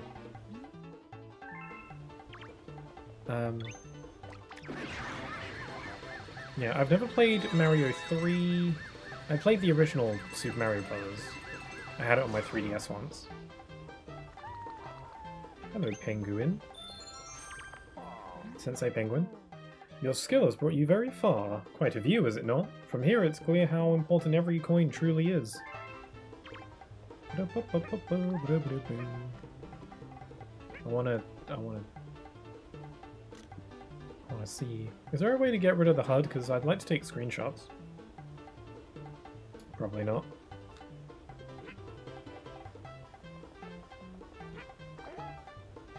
Yeah, in order to get to that top bit, I just jumped from that platform, which you're not supposed to do. You're just supposed to run all the way up. But yeah, because of the physics and stuff in this game, if you get up here and then jump at the very top, you can just jump up.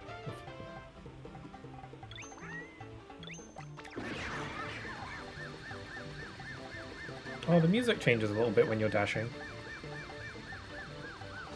Yeah, you can just jump up like that, if you time it right. You're supposed to just run all the way up, but the jumping is more fun.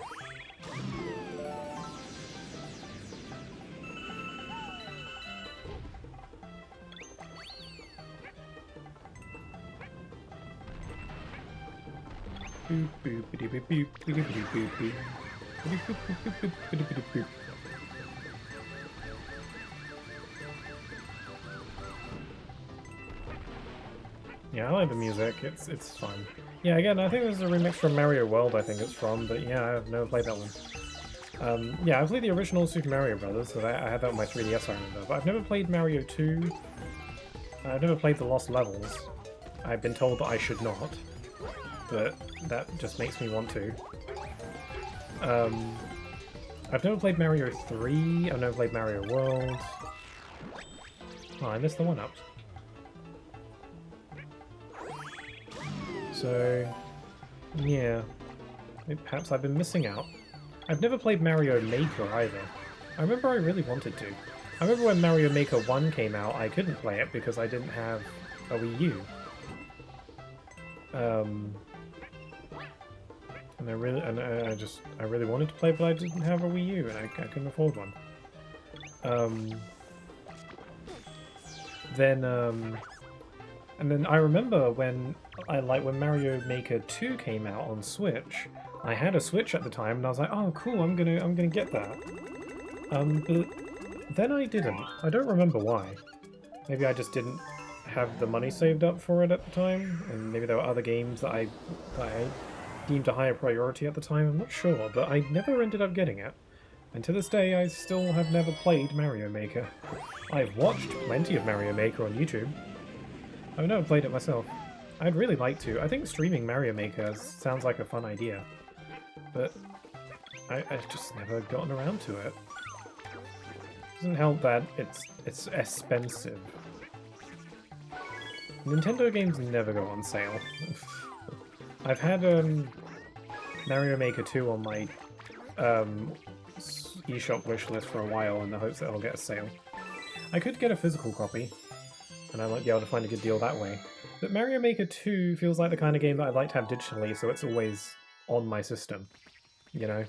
There are some games that I prefer to have digitally because they're the kind of games that you just kind of come back to every now and then instead of playing through it and then finishing it and then moving on to the next thing. Like I did that with Sonic Racing Cross Worlds instead of getting the physical copy like I would usually.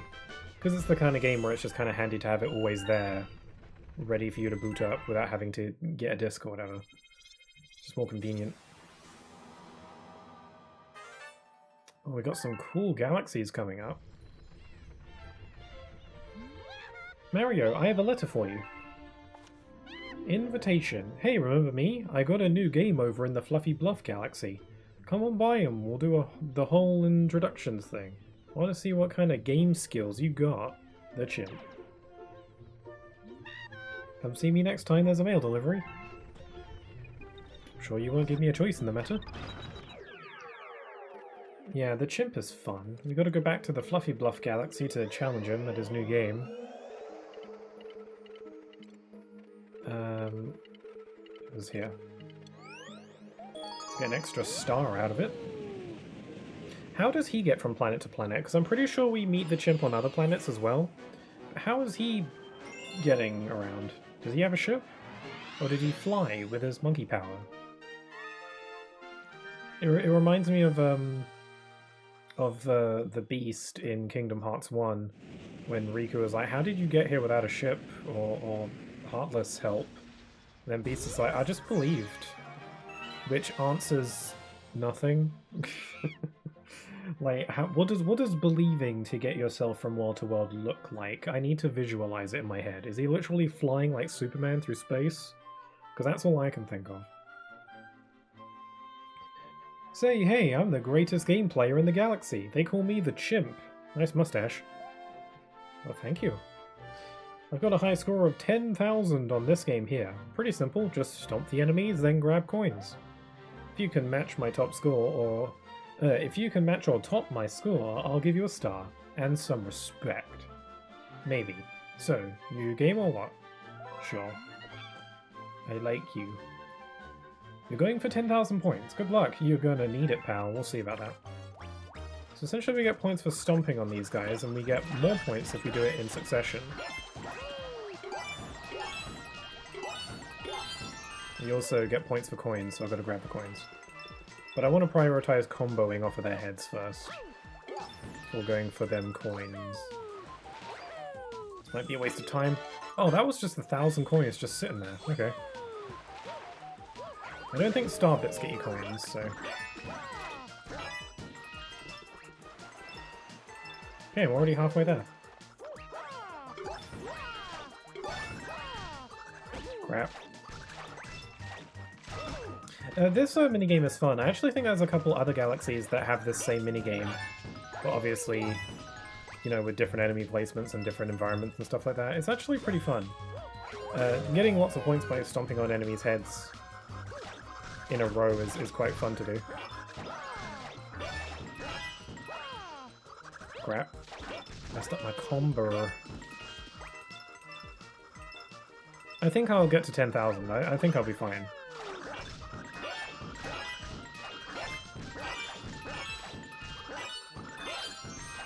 There we go.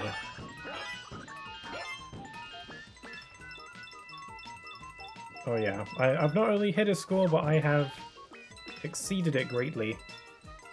Actually, I think this is the end of the course. There's another 1,000 points there. I think this is the end of the course. I can't make that jump, so I'm not going to try. I don't think there's anything else I can do. Oh, let's grab this. Another 1,000 points. Oh, there's probably points on that question coin.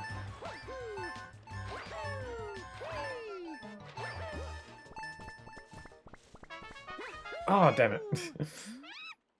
Fantastic! That's 14,700 points. You might be an amazing rival to my own skill. Here's your star. I give you a blap. He can manifest stars with his claps.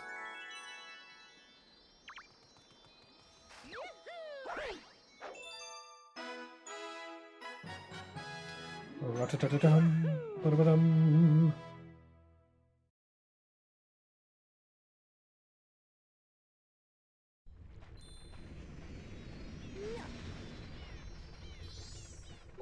Oh, there's a leaderboard.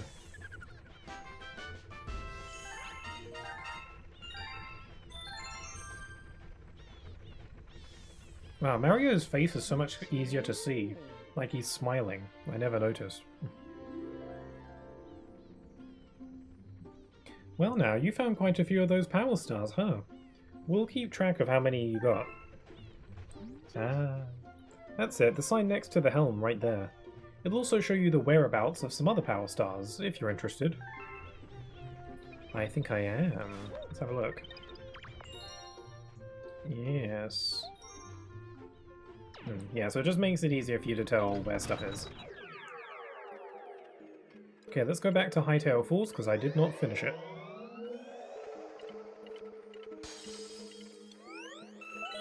I think that there's just those space starbit rocks hanging around. Hot step and dash pepper. We didn't actually do the mission we were supposed to do here.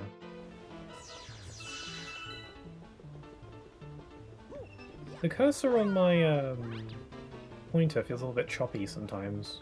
I don't know if that's the game or if it's my controller. It might be my controller though.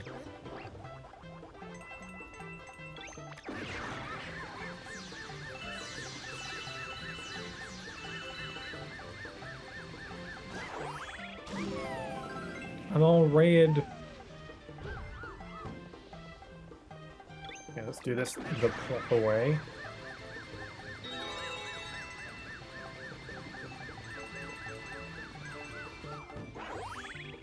There's some of those coins. Oh, I guess you don't get an extra life for every 50 star bits you get. Maybe it's 100 then. I don't know why I thought it was 50. I thought that was what it was in Galaxy 1. Maybe they changed it.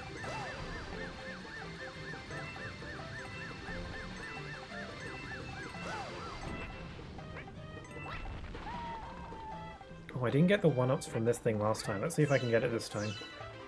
That was too slow. Nope, I'm screwed.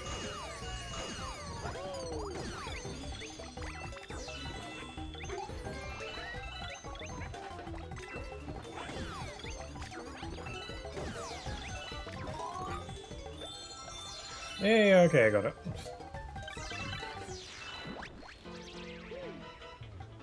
How many lives do I have now? 89? That's maxed out my life count in just a few hours. This game just like throws lives at you though.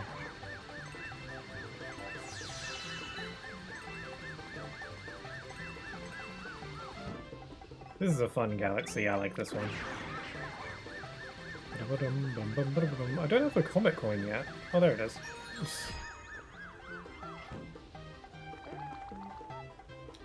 I fell for hours. Good thing I found a magic balloon.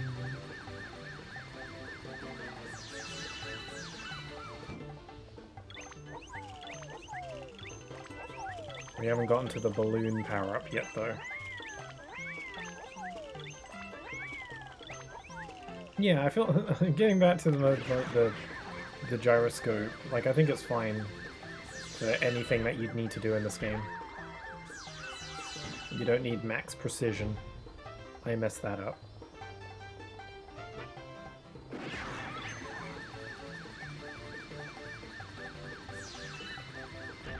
Damn it! I just want the 1-up.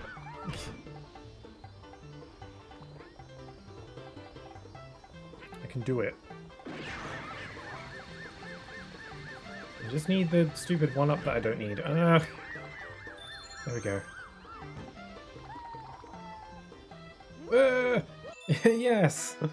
I don't get the star with Yoshi, but Yoshi was a very important part of the process, and he didn't die. Like, I springed off of Yoshi to get the extra height, but he didn't die. You can do that, but I didn't do that this time.